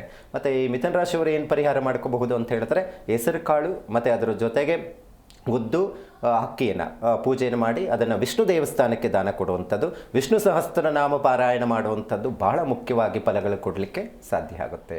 ಇನ್ನು ಗುರುಜಿ, ಕರ್ಕಾಟಕ ರಾಶಿಯವರ ಮೇಲೆ ಈ ಗ್ರಹಣ ಯಾವ ರೀತಿಯಾದಂತಹ ಪರಿಣಾಮ ಬೀರುತ್ತೆ ಅಂತ ತಿಳಿಸಿ. ನೋಡಿ, ಕರ್ಕಾಟಕ ರಾಶಿಯವರಿಗೆ ಕರ್ಕಾಟಕ ರಾಷ್ಟ್ರಾಧಿಪತಿ ಚಂದ್ರನೇ ಗ್ರಹಣಕ್ಕೆ ಈಡಾಗಿರೋದ್ರಿಂದ ಒಂದಿಷ್ಟು ಹೆಚ್ಚು ಬದಲಾವಣೆಗಳು, ಹೆಚ್ಚು ಸಮಸ್ಯೆಗಳು ಉಂಟಾಗುವಂಥ ಸಾಧ್ಯತೆ ಇರುತ್ತೆ. ಯಾಕಂದರೆ ನೋಡಿ, ಬಹಳ ಚಂದ್ರನಿಗೂ ಜಲಕ್ಕೂ ಅಂದರೆ ನೀರಕ್ಕೆ ಬಹಳ ಒಂದು ಸಂಬಂಧ ಇರುವಂಥದ್ದಿದೆ. ಮತ್ತು ಮನಸ್ಸಿನ ಕಾರಕ ಅಂತ ಹೇಳ್ತೀವಿ, ಮಾತೃಕಾರಕ ಅಂತ ಹೇಳ್ತೀವಿ. ಹಾಗಾಗಿ ಚಂದ್ರ ಈಗಾಗಲೇ ಬಲಹೀನನಾಗ್ತಾ ಇರೋದ್ರಿಂದ ಒಂದಷ್ಟು ಈ ಕರ್ಕಾಟಕ ರಾಶಿಯವರಿಗೆ ಭಾರಿ ಹೊಡೆತ ಬೀಳುವಂಥ ಸಾಧ್ಯತೆಗಳು ಕಂಡು ಬರುತ್ತೆ ಅನ್ನುವಂಥದ್ದು ಇರುತ್ತೆ. ನೋಡಿ, ರಾಷ್ಟ್ರಾಧಿಪತಿ ಚಂದ್ರ ಗ್ರಹಣಕ್ಕೆ ಈಡಾಗ್ತಾ ಇರೋದ್ರಿಂದ ಅದು ಎಷ್ಟನೇ ಮನೆಯಲ್ಲಿ ಗ್ರಹಣಕ್ಕೆ ಈಡಾಗ್ತಾ ಇದೆ, ಅದು ಬಹಳ ಮುಖ್ಯವಾಗಿರುವಂಥದ್ದು. ಅಷ್ಟಮ ಸ್ಥಾನ ನೋಡಿ, ಅಷ್ಟಮ ಸ್ಥಾನ ಅಂತ ಹೇಳಿದ್ರೆ ಆಯುಷ್ಯ ಸ್ಥಾನ ಅಂತ ಹೇಳ್ತೀವಿ. ನೋಡಿ, ಮಕ್ಕಳನ್ನ ಇಲ್ಲಂದ್ರೆ ಅಲ್ಲಿ ಒಂದು ತಿಂಗಳ ಕಾಲ ಎಲ್ಲೋ ಸಮುದ್ರದ ಹತ್ರನೋ ಅಥವಾ ನದಿ ತೀರದಲ್ಲಿ ಹತ್ರನೋ ಎಲ್ಲೋ ಬಿಡಕ್ಕೆ ಹೋಗ್ಬಿಡಿ. ಜಲಗಂಡಾಂತರವನ್ನು ಉಂಟು ಮಾಡುತ್ತೆ ಅಂತ ಹೇಳುತ್ತೆ. ಶೀತಕ್ಕೆ ಸಂಬಂಧಪಟ್ಟಂಥ ಕಾಯಿಲೆಗಳನ್ನು ಉಂಟು ಮಾಡುತ್ತೆ. ಜ್ವರ ಅಥವಾ ಈ ಕೆಲವೊಂದೆಲ್ಲ ಮಾನಸಿಕ ಖಿನ್ನತೆಗೆ ಹೋಗುವಂಥದ್ದು ಇರುತ್ತೆ. ಈಗಾಗಲೇ ಬಹಳ ಜನ ಸ್ವಲ್ಪ ಸೆನ್ಸಿಟಿವ್ ಮನೋಸ್ಥಿತಿ ಇರುವಂಥವ್ರಂತೂ ಈ ಗ್ರಹಣದ ಸಂದರ್ಭದಲ್ಲಿ ಆದಷ್ಟು ಒಂದು ತಿಂಗಳ ಕಾಲ ಯಾವುದೇ ನಿರ್ಧಾರಗಳನ್ನು ತೆಗೆದುಕೊಳ್ಳಬೇಡಿ. ಯಾಕಂತ ಹೇಳಿದ್ರೆ ಮಾನಸಿಕ ಖಿನ್ನತೆಗೆ ಹೋಗುವಂಥ ಸಾಧ್ಯತೆಗಳು ಬಹಳಷ್ಟು ಇರುತ್ತೆ. ಮತ್ತು ಅದ್ರ ಜೊತೆಗೆ ಕೋಶಕ್ಕೆ ಸಂಬಂಧಪಟ್ಟಂಥ ಸೋಂಕುಗಳು ಉಂಟಾಗುವಂಥ ಸಾಧ್ಯತೆ ಇರುತ್ತೆ. ಇದರಿಂದ ನೀವು ಹೆಚ್ಚಿನ ಮಟ್ಟಿಗೆ ಅನುಕೂಲ ಪಡ್ಕೊಳ್ಳೋದಕ್ಕೆ ಏನು ಮಾಡ್ಕೋಬಹುದು ಅನ್ನುವಂಥದ್ದನ್ನು ತಿಳಿಸ್ಕೊಡ್ತೀನಿ. ನೋಡಿ, ಇವರು ಆದಷ್ಟು ಏನು ಮಾಡ್ಕೋಬಹುದು ಅಂತ ಹೇಳಿದ್ರೆ ಚಂದ್ರನ ಅಷ್ಟೋತ್ತರವನ್ನು ಪಠನೆ ಮಾಡೋದು ಬಹಳ ಮುಖ್ಯವಾಗಿ ಫಲಗಳನ್ನು ಕೊಡುವಂಥದ್ದಿರುತ್ತೆ. ಮತ್ತು ಅಕ್ಕಿ, ಚಂದ್ರಬಿಂಬ, ಬಿಳಿ ವಸ್ತ್ರ ಮತ್ತು ಉದ್ದಿನ ಕಾಳು ಈ ವಸ್ತುಗಳನ್ನು ನೀವು ಈ ಗ್ರಹಣದ ಸಂದರ್ಭದ ಮುಂಚಿತವಾಗಿ ಮನೆಯಲ್ಲೇ ತಂದಿಟ್ಟು ದೇವರ ಮನೆಯಲ್ಲಿ ಇಟ್ಟು ಪೂಜೆಯನ್ನು ಮಾಡಿ 8ನೇ ತಾರೀಕು ಅಂದರೆ ಬೆಳಗ್ಗಿನ ಜಾವ ಅದನ್ನು ದಾನ ಕೊಡೋದ್ರಿಂದನೂ ಈ ಕರ್ಕಾಟಕ ರಾಶಿಯವರಿಗೆ ಯಾರೆಲ್ಲ ಇದಿರೋ ಅವರಿಗೆ ಈ ಗ್ರಹಣದ ಸಂದರ್ಭದಲ್ಲಿ ತೊಂದರೆಗಳಾಗುವಂಥದ್ದು ಏನಿರುತ್ತೆ ನಿವಾರಣೆ ಆಗುವಂಥದ್ದು ಇರುತ್ತೆ. ವಿನಾಕಾರಣ ಈ ಕರ್ಕಾಟಕ ರಾಶಿಯವರು ತಾಯಿ ಮತ್ತು ಮಗ ಅಥವಾ ಮಗಳ ಜೊತೆ ಅಷ್ಟು ಅನ್ಯೋನ್ಯತೆ ಇರೋದಿಲ್ಲ, ಡಿಸ್ಟರ್ಬೆನ್ಸ್ ಜಾಸ್ತಿ ಆಗ್ತಾ ಇರ್ತಾರೆ, ಮಾನಸಿಕ ಖಿನ್ನತೆಗೆ ಹೋಗುವಂಥದ್ದು ಇರುತ್ತೆ. ಇದನ್ನೆಲ್ಲ ಸ್ವಲ್ಪ ಆದಷ್ಟು ಅದರ ಬಗ್ಗೆ ಯೋಚನೆ ಮಾಡಿ ಯಾವುದೇ ಕಲಹಗಳು ಇಲ್ದಿರ ಒಂದು ತಿಂಗಳ ಕಾಲ ಇದ್ದರೆ ಇವ್ರಿಗೆ ಯಾವುದೇ ರೀತಿ ತೊಂದರೆ ಇರೋದಿಲ್ಲ. ಓಕೆ ಗುರುಜಿನ, ಸಿಂಹರಾಶಿ ಬಗ್ಗೆ ತಿಳಿಸ್ಕೊಡಿ. ಇನ್ನು ಸಿಂಹರಾಶಿಯವರಿಗಂತೂ ರಾಷ್ಟ್ರಾಧಿಪತಿ ಸ್ವಗೃಹ ಅಂದರೆ ಸ್ವಕ್ಷೇತ್ರದಲ್ಲೇ ಇರುವಂಥದ್ದಿದೆ. ಅಂದರೆ ಸಿಂಹರಾಶಿಯಲ್ಲೇ ಇರೋದ್ರಿಂದ ಗ್ರಹಣದ ಸಂದರ್ಭದಲ್ಲಿ ಮತ್ತು ಅದ್ರ ಜೊತೆಗೆ ಕೇತುಗ್ರಸ್ತವಾಗಿದೆ. ಅಂದರೆ ಯಾವಾಗಲೂ ಅಷ್ಟೇ ನೋಡಿ, ಕೇತುಗ್ರಸ್ತ ಅಂತ ಸಂಯೋಗ ಆಗಿರುವಂಥದ್ದು ನಾವು ನೋಡಬಹುದು. ದ್ವಿತೀಯ ಸ್ಥಾನದಲ್ಲಿ ಲಾಭಾಧಿಪತಿ ಇರೋದ್ರಿಂದ ಉತ್ತಮವಾದಂತಹ ಅಭಿವೃದ್ಧಿಯನ್ನು ಕಾಣಬಹುದು. ಒಂದು ಪ್ಲಸ್ ಪಾಯಿಂಟ್ ಅಂತ ಹೇಳ್ಬೋದು ಸಿಂಹರಾಶಿಯವರಿಗೆ. ಗ್ರಹಣದ ವಿಚಾರದಲ್ಲಿ ನಾವು ನೋಡೋಕೋದ್ರೆ ಸಿಂಹರಾಶಿಯವರಿಗೆ ಈಗಾಗಲೇ ಗುರುಬಲನೂ ಇದೆ, ಒಂದು ಅಷ್ಟಮ ಶನಿ ನಡೀತಾ ಇದೆ ಗೋಚಾರದಲ್ಲಿ. ಆದರೆ ಗ್ರಹಣದ ಸಂದರ್ಭದಲ್ಲಿ ಇಲ್ಲಿ ಭಾಗ್ಯಾಧಿಪತಿ ನಾವು ನೋಡಿದಾಗ ದ್ವಿತೀಯ ಸ್ಥಾನಾಧಿಪತಿ ಲೆಕ್ಕಾಚಾರದಲ್ಲಿ ನೋಡಿದ್ರೆ ಹಣಕಾಸಿನ ವಿಚಾರದಲ್ಲಿ ಏನಾದರೂ ಅನುಕೂಲ ಆಗುವಂಥದ್ದಿರುತ್ತೆ. ಕುಜ ಶತ್ರು ದೃಷ್ಟಿಯಲ್ಲಿರೋದ್ರಿಂದ ಶತ್ರುಗಳು ಜಾಸ್ತಿ ಆಗುತ್ತೆ. ಸ್ವಲ್ಪ ದುಡ್ಡು ಕಾಸು ಒಂದು ಒಳ್ಳೆಯ ಸ್ಥಾನ ಸಿಕ್ತು ಅಂತ ಹೇಳಿದ್ರೆ ಸಾಮಾನ್ಯವಾಗಿ ಶತ್ರುಗಳು ಸೃಷ್ಟಿ ಆಗ್ತಾ ಇರ್ತಾರೆ. ಅದೇ ರೀತಿ ಸಿಂಹರಾಶಿಯವರೆಗೂ ನೇರವಾಗಿ ಮಾತನಾಡೋದು ಅಥವಾ ನಿಷ್ಠೂರವಾಗಿ ಮಾತಾಡುವಂಥದ್ದು ಅಥವಾ ಏಳಿಗೆ ಆಗ್ತಾ ಇರುವಂಥದ್ದನ್ನು ನೋಡಿ ಸಹಿಸಕ್ಕಾಗ್ದಿರ ಶತ್ರುಗಳು ಜಾಸ್ತಿ ಆಗಬಹುದು ಈ ಸಂದರ್ಭದಲ್ಲಿ. ಮತ್ತು ಸಪ್ತಮ ಸ್ಥಾನದಲ್ಲಿ ಗ್ರಹಣ ಸಂಭವಿಸ್ತಾ ಇದೆ. ಇದು ಬಹಳ ಮುಖ್ಯವಾಗಿರುವಂಥದ್ದು ಸಿಂಹರಾಶಿಯವರು ತಿಳ್ಕೊಳ್ಬೇಕು. ನೋಡಿ, 7ನೇ ಮನೆ ವೈವಾಹಿಕ ಜೀವನಕ್ಕೆ ಸಂಬಂಧಪಟ್ಟಂಥದ್ದು ಆಗಿರುತ್ತೆ. ವೈವಾಹಿಕ ಜೀವನ ಅಂದರೆ ಗಂಡ ಹೆಂಡತಿ ನಡುವೆ ಚಿಕ್ಕ ಪುಟ್ಟ ವಿಚಾರದಲ್ಲಿ ಗಲಹಗಳು ಆಗ್ತಾ ಇರುತ್ತೆ. ಬಹಳ ಚೆನ್ನಾಗಿರ್ತಾರೆ, ಅನ್ಯೋನ್ಯವಾಗಿರ್ತಾರೆ. ಈ ಗ್ರಹಣದ ಸಂದರ್ಭದಲ್ಲಿ ಒಂದು ತಿಂಗಳ ಕಾಲ ವಿನಾಕಾರಣ ಕಲಹಗಳಾಗಿ ಕೋರ್ಟು ಕಚೇರಿ ತನಕ ಹೋಗೋ ಸಾಧ್ಯತೆ ಇರುತ್ತೆ ಕೆಲವೊಂದು ರಾಶಿಯವರಿಗೆ. ಬಹಳ ಮುಖ್ಯವಾಗಿ ತಿಳ್ಕೊಬೇಕು ಅದರಲ್ಲಿ ಸಿಂಹರಾಶಿಯವರು. ಮತ್ತು ಈಗಾಗಲೇ 4-5 ವರ್ಷಗಳ ಕಾಲ ಇಷ್ಟಪಟ್ಟಿರ್ತಾರೆ. ಅಂಥ ಸಂದರ್ಭದಲ್ಲಿ ಪ್ರೇಮ ವೈಫಲ್ಯಕ್ಕೂ ಒಂದು ದಾರಿ ಕೊಡುವಂಥದ್ದು ಇರುತ್ತೆ ಈ ಗ್ರಹಣ ಸಂಭವ. ಹಾಗಾಗಿ ಆದಷ್ಟು ಏನೂ ಜಾಸ್ತಿ ಜಗಳ ಆಡ್ಕೊಳ್ಳೋಕೆ ಹೋಗ್ಬಿಡಿ. ಮನೆಯಲ್ಲಿ ಪ್ರತಿ ಮನೆಯಲ್ಲಿನೂ ಗಂಡ ಹೆಂಡತಿ ನಡುವೆ ಒಂದಿಷ್ಟು ಇದ್ದೇ ಇರುತ್ತೆ ಮಾತುಕತೆ. ಆದರೆ ಈ ಗ್ರಹಣದ ಪ್ರಭಾವ ಏನಾಗುತ್ತೆ ಸಿಂಹರಾಶಿಯವರಿಗೆ ಇನ್ನಷ್ಟು ಉದ್ವೇಗಕ್ಕೆ ಒಳಗಾಗುವಂಥ ಸಾಧ್ಯತೆ ಇರುತ್ತೆ. ಹಾಗಾಗಿ ಆದಷ್ಟು ಲಕ್ಷ್ಮೀ ನರಸಿಂಹನ ಆರಾಧನೆ, ಲಕ್ಷ್ಮೀ ನರಸಿಂಹ ಸಹಸ್ರನಾಮ ಸ್ತೋತ್ರವನ್ನು ಕೇಳುವಂಥದ್ದನ್ನು ನೀವು ಮಾಡಿ ಒಂದು ತಿಂಗಳ ಕಾಲ. ಮತ್ತು ಅದರ ಜೊತೆಗೆ ಗೋಧಿ, ಅಕ್ಕಿ ಮತ್ತು ಅದರ ಜೊತೆಗೆ ಉದ್ದಿನ ಕಾಳನ್ನು ಪೂಜೆಯನ್ನು ಮಾಡಿ ಅದನ್ನು ನೀವು ಲಕ್ಷ್ಮೀ ನರಸಿಂಹ ದೇವಸ್ಥಾನಕ್ಕೆ ದಾನ ಕೊಡುವಂಥದ್ದನ್ನು ನೀವು ಮಾಡೋದರಿಂದ ಒಂದಷ್ಟು ಬರುವಂತಹ ಸಮಸ್ಯೆಗಳು ನಿಭಾಯಿಸೋದಕ್ಕೆ ಸಾಧ್ಯ ಆಗುತ್ತೆ ಮತ್ತು ಪರಿಹಾರವನ್ನು ಕಂಡುಕೊಳ್ಳೋದಕ್ಕೆ ಸಾಧ್ಯ ಇರುತ್ತೆ. ಓಕೆ ಗುರುಜಿ, ಇನ್ನು ಕನ್ಯಾ ರಾಶಿಯವರಿಗೆ ಈ ಚಂದ್ರಗ್ರಹಣ ಅನ್ನುವಂಥದ್ದು ಶುಭನ ಅಥವಾ ಅಶುಭನ ಅಂತ ತಿಳಿಸ್ಕೊ. ಈಗಾಗಲೇ ನಾವು ಕನ್ಯಾ ರಾಶಿಯವ್ರಿಗೆ ನೋಡೋಕೆ ಹೋದರೆ 6ನೇ ಮನೆ ಆಗಲೇ ನಾನು ಹೇಳ್ತಾ ಇದ್ದೆ ನೋಡಿ, ಕನ್ಯಾ ರಾಶಿಯವರಿಗೆ ಸ್ವಲ್ಪ ಹೆಲ್ತ್ ಬಗ್ಗೆ ಸ್ವಲ್ಪ ಗಮನ ಕೊಡಿ. ಯಾಕಂದರೆ 6ನೇ ಮನೆ ಗ್ರಹಣ ಸಂಭವಿಸ್ತಾ ಇರುವಂಥದ್ದು. ಮತ್ತು ಈ ರಾಷ್ಟ್ರಾಧಿಪತಿ ನಾವು ನೋಡ್ಲಿಕ್ಕೆ ಹೋದ್ರೇನು ಎಲ್ಲೋ ಒಂದು ಕಡೆ ಬುಧ ವಿಚಾರದಲ್ಲಿ ನಾವು ನೋಡೋಕೆ ಹೋದರೆ ಒಂದಿಷ್ಟು ಸಮಸ್ಯೆಗಳೇ ಉಂಟಾಗುವಂಥದ್ದು. ಕುಜ ಬಂದು ಕನ್ಯಾ ರಾಶಿಯಲ್ಲೇ ಇರೋದ್ರಿಂದ ಶತ್ರುಸ್ಥಾನ ಅಂತ ಹೇಳ್ತೀವಿ. ಹಾಗಾಗಿ ಶತ್ರುಸ್ಥಾನದಲ್ಲಿ ಇರೋದ್ರಿಂದ ಒಂದಷ್ಟು ಬೇಡವಾದಂಥ ವ್ಯಕ್ತಿಗಳು, ಅಂದರೆ ದಾರಿಯಲ್ಲಿ ಹೋಗ್ತಾ ಇದ್ರೇನೋ ಜಗಳಕ್ಕೆ ಬರುವಂಥದ್ದು ಆಗುವಂಥದ್ದು ಇರುತ್ತೆ. ನೀವು ಕೆಲಸ ಮಾಡ್ತಾ ಇರುವಂಥ ಜಾಗದಲ್ಲಿ ಸುಮ್ಮನೆ ನೀವು ಕಷ್ಟಪಟ್ಟು ಕರೆಕ್ಟಾಗಿ ಮಾಡ್ತಾ ಇದ್ರೇನೋ ಯಾವುದೋ ವಿಚಾರದಲ್ಲಿ ನಿಮ್ಮ ಹತ್ರ ಬಂದು ಜಗಳ ಆಡುವಂಥದ್ದು, ಸಹೋದ್ಯೋಗಿಗಳಾಗ್ಬೋದು, ಮೇಲಧಿಕಾರಿಗಳಿಂದ ಕಿರುಕುಳ ಉಂಟಾಗುವಂಥ ಸಾಧ್ಯತೆಗಳು, ಈ ಸರ್ಕಾರಿ ಕೆಲಸದಲ್ಲಿ ಇರ್ತಾರೆ ಮೇಲಧಿಕಾರಿಗಳಿಂದ ತೊಂದರೆಗಳಾಗುವಂಥದ್ದು, ಸೊ ಈ ಥರ ಸಮಸ್ಯೆಗಳು ಉಂಟಾಗುವಂಥದ್ದು ಇರುತ್ತೆ. ಆರೋಗ್ಯದ ಬಗ್ಗೆ ಹೆಚ್ಚು ಗಮನ ಕೊಡಬೇಕು. ರಾಷ್ಟ್ರಾಧಿಪತಿ ಬುಧ ವ್ಯಯಸ್ಥಾನದಲ್ಲಿ ಕೇತುಗ್ರಸ್ತವಾಗಿರೋದ್ರಿಂದ ಅತಿಯಾದಂಥ ಖರ್ಚುಗಳು ನೋಡಿ, ಖರ್ಚುಗಳಿಗೆ ದಾರಿ ಜಾಸ್ತಿ. ಎಷ್ಟೇ ನೀವು ಸಂಪಾದನೆ ಮಾಡಿ ದುಡ್ಡು ಹಂಗೆ ಬಂದಿದ್ದು ಅಲ್ಲೇ ಹೋಗ್ತಾ ಇರುತ್ತೆ. ಸೊ ಇದ್ರ ಬಗ್ಗೆ ಹೆಚ್ಚು ಗಮನ ಕೊಡಬೇಕು. ಮಾನಸಿಕ ಕಾಯಿಲೆಗಳು ಮತ್ತು ಹಿತಶತ್ರುಗಳ ಕಾಟ ಜಾಸ್ತಿ ಆಗುವಂಥ ಸಂಭವ ಇರೋದ್ರಿಂದ, ಮತ್ತು ಸಪ್ತಮ ಸ್ಥಾನದಲ್ಲಿ ಶನಿಯ ವಕ್ರೀ ದೃಷ್ಟಿ ವಿವಾಹಕ್ಕೆ ಶುಭ ಕಾರ್ಯಗಳ ವಿಚಾರಕ್ಕೆ ಸಂಬಂಧಪಟ್ಟಂಥದ್ದು ಶುಭ ಫಲಗಳನ್ನು ಕೊಡುತ್ತೆ. ನೋಡಿ, ಯಾವಾಗಲೂ ಅಷ್ಟೇ ಯಾವುದೇ ಒಂದು ಗ್ರಹ ಒಂದು ವಕ್ರೀಯ ಫಲ ಹೇಗಂದ್ರೆ 1/2 ಫಲಗಳನ್ನು ಕೊಡುವಂಥದ್ದು ಇರುತ್ತೆ. ಆದರೆ ಕನ್ಯಾ ರಾಶಿಯವರಿಗೆ ಈಗಾಗಲೇ ಮದುವೆ ಆಗ್ತಾ ಇಲ್ಲ, ಭಾಳ ಜನಕ್ಕೆ ಹಿನ್ನಡೆ ಆಗ್ತಾ ಇದೆ, ಭಾಳ ವರ್ಷಗಳಿಂದ ಕಾಯ್ತಾ ಇದ್ದೀರಾ ಅಂತ ಹೇಳಿದ್ರೆ ಇದೇ ಪಿತೃಪಕ್ಷಗಳ ನಂತರ ನೀವೇನು ನವರಾತ್ರಿಗಳು ಬರುತ್ತೆ, ಯಾವುದನ್ನ ಒಂದು ಮದುವೆ ವಿಚಾರಕ್ಕೆ ಒಂದು ಅನುಕೂಲ ಆಗುವಂಥ ಸಾಧ್ಯತೆ ಇರುತ್ತೆ. ಹಾಗಾಗಿ ಹೆಸರು ಕಾಳು ಮತ್ತು ಉದ್ದಿನ ಕಾಳು ಹಕ್ಕಿಯನ್ನು ಪೂಜೆ ಮಾಡಿ ಅದನ್ನು ಲಕ್ಷ್ಮೀ ವೆಂಕಟೇಶ್ವರ ದೇವಸ್ಥಾನಕ್ಕೆ ದಾನ ಕೊಡಿ. ಅದರಿಂದ ಬರುವ ಸಮಸ್ಯೆಗಳು ನಿಭಾಯಿಸೋದಕ್ಕೆ ಸಾಧ್ಯ ಇರುತ್ತೆ. ಗುರುಜಿನ ತುಲಾರಾಶಿಯವರ ಬಗ್ಗೆ ತಿಳಿಸ್ಕೊಡಿ. ಇನ್ನು ನೋಡಿ, ತುಲಾರಾಶಿಯವರಿಗೆ ಬಹಳ ಉತ್ತಮವಾದಂಥ ಫಲ ಅಂತ ಹೇಳ್ಬೋದು. ನಾನು ಶುಕ್ರನ ಬಗ್ಗೆ ಹೇಳ್ತಾ ಇದ್ದೆ ನೋಡಿ, ವೃಷಭ ರಾಶಿಯವರಿಗೆ ಶುಕ್ರ ಹೇಗಿದ್ದಾನೆ ಅಂತ ಹೇಳಿದೆ. ಅದೇ ರಾಶಿ ತುಲಾರಾಶಿಗೂ ಶುಕ್ರ ರಾಷ್ಟ್ರಾಧಿಪತಿ ಆಗಿರ್ತಾರೆ. ನೋಡಿ, ಇಲ್ಲಿ ಪ್ರಮುಖವಾಗಿ ರಾಷ್ಟ್ರಾಧಿಪತಿ ಕರ್ಮಸ್ಥಾನದಲ್ಲಿ ಅದರಲ್ಲಿ ಬಲಿಷ್ಠವಾಗಿರೋದ್ರಿಂದ ನೋಡಿ ಸ್ಟ್ರಾಂಗ್ ಆಗಿದ್ದಾನೆ, ಅಂದರೆ ಫಲಗಳು ಹೆಚ್ಚು ಕೊಡುವಂಥದ್ದು ಇರುತ್ತೆ. ಅಂದರೆ ಇಲ್ಲಿ ಪ್ರಭಾವಿ ವ್ಯಕ್ತಿಗಳಿಂದ ಅನುಕೂಲ ಉಂಟಾಗುವಂಥದ್ದು ಇರುತ್ತೆ. ಅದು ರಾಜಕೀಯ ವಿಚಾರದಲ್ಲಿ ಆಗ್ಬೋದು, ರಾಜಕಾರಣಿಗಳಿಂದ ಆಗ್ಬೋದು, ಅಥವಾ ಈ ಶುಕ್ರನ ವಿಚಾರದಲ್ಲಿ ನಾವು ನೋಡೋಕೋದ್ರೆ ಸಿನಿಮಾ ಕ್ಷೇತ್ರದಲ್ಲಿ ಯಾರೆಲ್ಲ ಇದ್ದೀರಾ, ತುಲಾರಾಶಿಯಲ್ಲಿ ಆಲ್ಮೋಸ್ಟ್ ಬಹಳ ಜನ ನಾವು ನೋಡ್ತಾ ಇದ್ದೀವಿ. ವೃಶ್ಚಿಕ ರಾಶಿಯಲ್ಲಿ ಬಿಸ್ನೆಸ್ಸು ಮತ್ತು ರಾಜಕೀಯದಲ್ಲಿ ಇದ್ದರೆ, ವೃಷಭ ಮತ್ತು ಮಕರ ತುಲಾರಾಶಿಯವರು ಹೆಚ್ಚಿನ ಮಟ್ಟಿಗೆ ಸಿನಿಮಾ ಕ್ಷೇತ್ರದಲ್ಲಿ ಇರುವಂಥದ್ದು ನಾವು ನೋಡ್ತಾ ಇದ್ವಿ. ಹಾಗಾಗಿ ಸಿನಿಮಾ ಕ್ಷೇತ್ರದಲ್ಲಿ ಯಾರೆಲ್ಲ ತುಲಾರಾಶಿಯವರಿಗೆ ಅವರಿಗೆ ಉತ್ತಮವಾದಂಥ ಒಳ್ಳೆಯ ಸ್ಥಾನ ಸಿಗುತ್ತೆ, ಅಭಿವೃದ್ಧಿ ಚೆನ್ನಾಗಾಗಲಿಕ್ಕೆ ಇರುತ್ತೆ.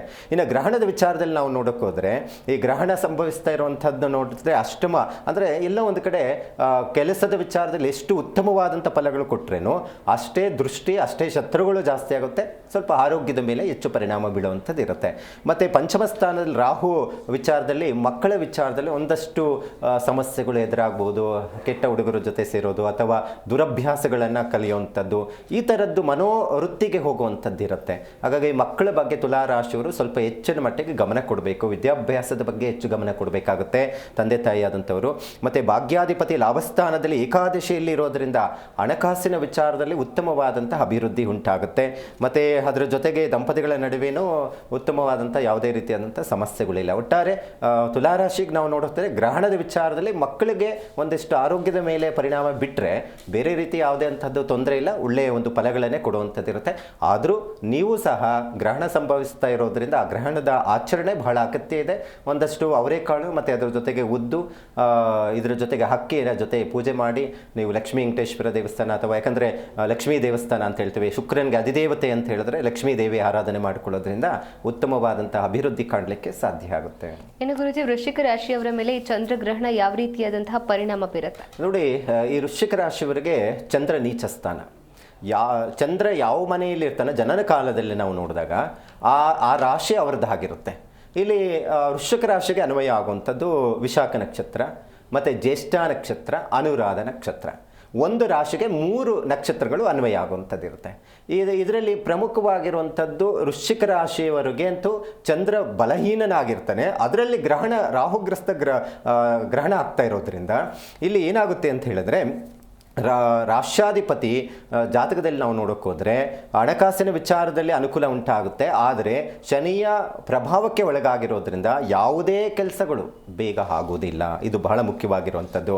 ಮತ್ತು ಶನಿಯ ಕುಜನ ಮೇಲೆ ದೃಷ್ಟಿ ಇರೋದ್ರಿಂದ ಒತ್ತಡಗಳು ಜಾಸ್ತಿ ಆಗುತ್ತೆ. ಈಗೇ ನಾವು ನೋಡ್ತೀವಿ ವೃಶ್ಚಿಕ ರಾಶಿ ಬಹಳ ಕೋಪಿಷ್ಠರಿದ್ದಾರೆ, ಎಷ್ಟೋ ಕೋಪ ಜಾಸ್ತಿ ಇರುತ್ತೆ, ಅತಿಯಾದಂಥ ಸೆನ್ಸಿಟಿವ್ ಇರ್ತಾರೆ, ಮತ್ತು ಒಂಥರ ಮೂಡಿಗಳೇ ಆಗಿರ್ತಾರೆ. ಅಂದರೆ ಅವರು ಹೇಗೆ ಅಂದರೆ ಈ ವೃಶ್ಚಿಕ ರಾಶಿಯವರು ಏನಾದರೂ ಒಂದು ಸಾಧನೆ ಮಾಡ್ತೀನಿ ಅಂತ ಹೇಳಿದ್ರೆ ಛಲ ಇಟ್ಕೊಂಡ್ರೆ ಅವ್ರು ಎಲ್ಲಿ ಬೇಕಾದರೂ ಹೋಗ್ತಾರೆ. ಇವತ್ತು ಪ್ರಧಾನಮಂತ್ರಿಗಳನ್ನ ನಾವು ನೋಡ್ತಾ ಇದ್ದೀವಿ, ಅವ್ರದ್ದು ವೃಶ್ಚಿಕ ರಾಶಿ. ಇವತ್ತು ಕರ್ನಾಟಕದ ಮುಖ್ಯಮಂತ್ರಿಗಳಾಗಿ ಸೇವೆ ಮಾಡಿರೋಂಥವ್ರು ಎಷ್ಟೋ ಜನ ನೋಡ್ತೀವಿ ಅವರು ವೃಶ್ಚಿಕ ರಾಶಿಯವರು. ಅಂದರೆ ಆಲ್ಮೋಸ್ಟ್ ರಾಜಕೀಯದಲ್ಲಿ ಇರುವಂಥವ್ರು ನಾವು ನೋಡ್ತಾ ಇದ್ದೀವಿ. ಯಾಕಂದರೆ ಅಷ್ಟು ಮಟ್ಟಿಗೆ ಬೆಳೆದಿದ್ದಾರೆ ಅಂತ ಹೇಳಿದ್ರೆ ಅವರು, ಮತ್ತು ಒಳ್ಳೆಯ ಬಿಸ್ನೆಸ್ ಮ್ಯಾನ್ ಆಗಿದ್ದಾರೆ. ಅಂದರೆ ಅವರ ಆಲೋಚನೆಗಳು ಹೇಗಿರುತ್ತೆ ಅನ್ನುವಂಥದ್ದು ನೋಡಿ. ಯಾವಾಗಲೂ ಅಷ್ಟೇ, ಎಷ್ಟು ವೀಕ್ ಇರ್ತಾನೆ ಒಬ್ಬ ವ್ಯಕ್ತಿ ಅಷ್ಟೇ ಸ್ಟ್ರಾಂಗ್ ಆಗಿ ಬೆಳಿಬಹುದು ಅನ್ನುವಂಥದ್ದನ್ನು ತೋರಿಸುವಂತಹ ರಾಶಿ ಯಾವುದಪ್ಪ ಅಂತ ಹೇಳಿದ್ರೆ ಈ ವೃಶ್ಚಿಕ ರಾಶಿ.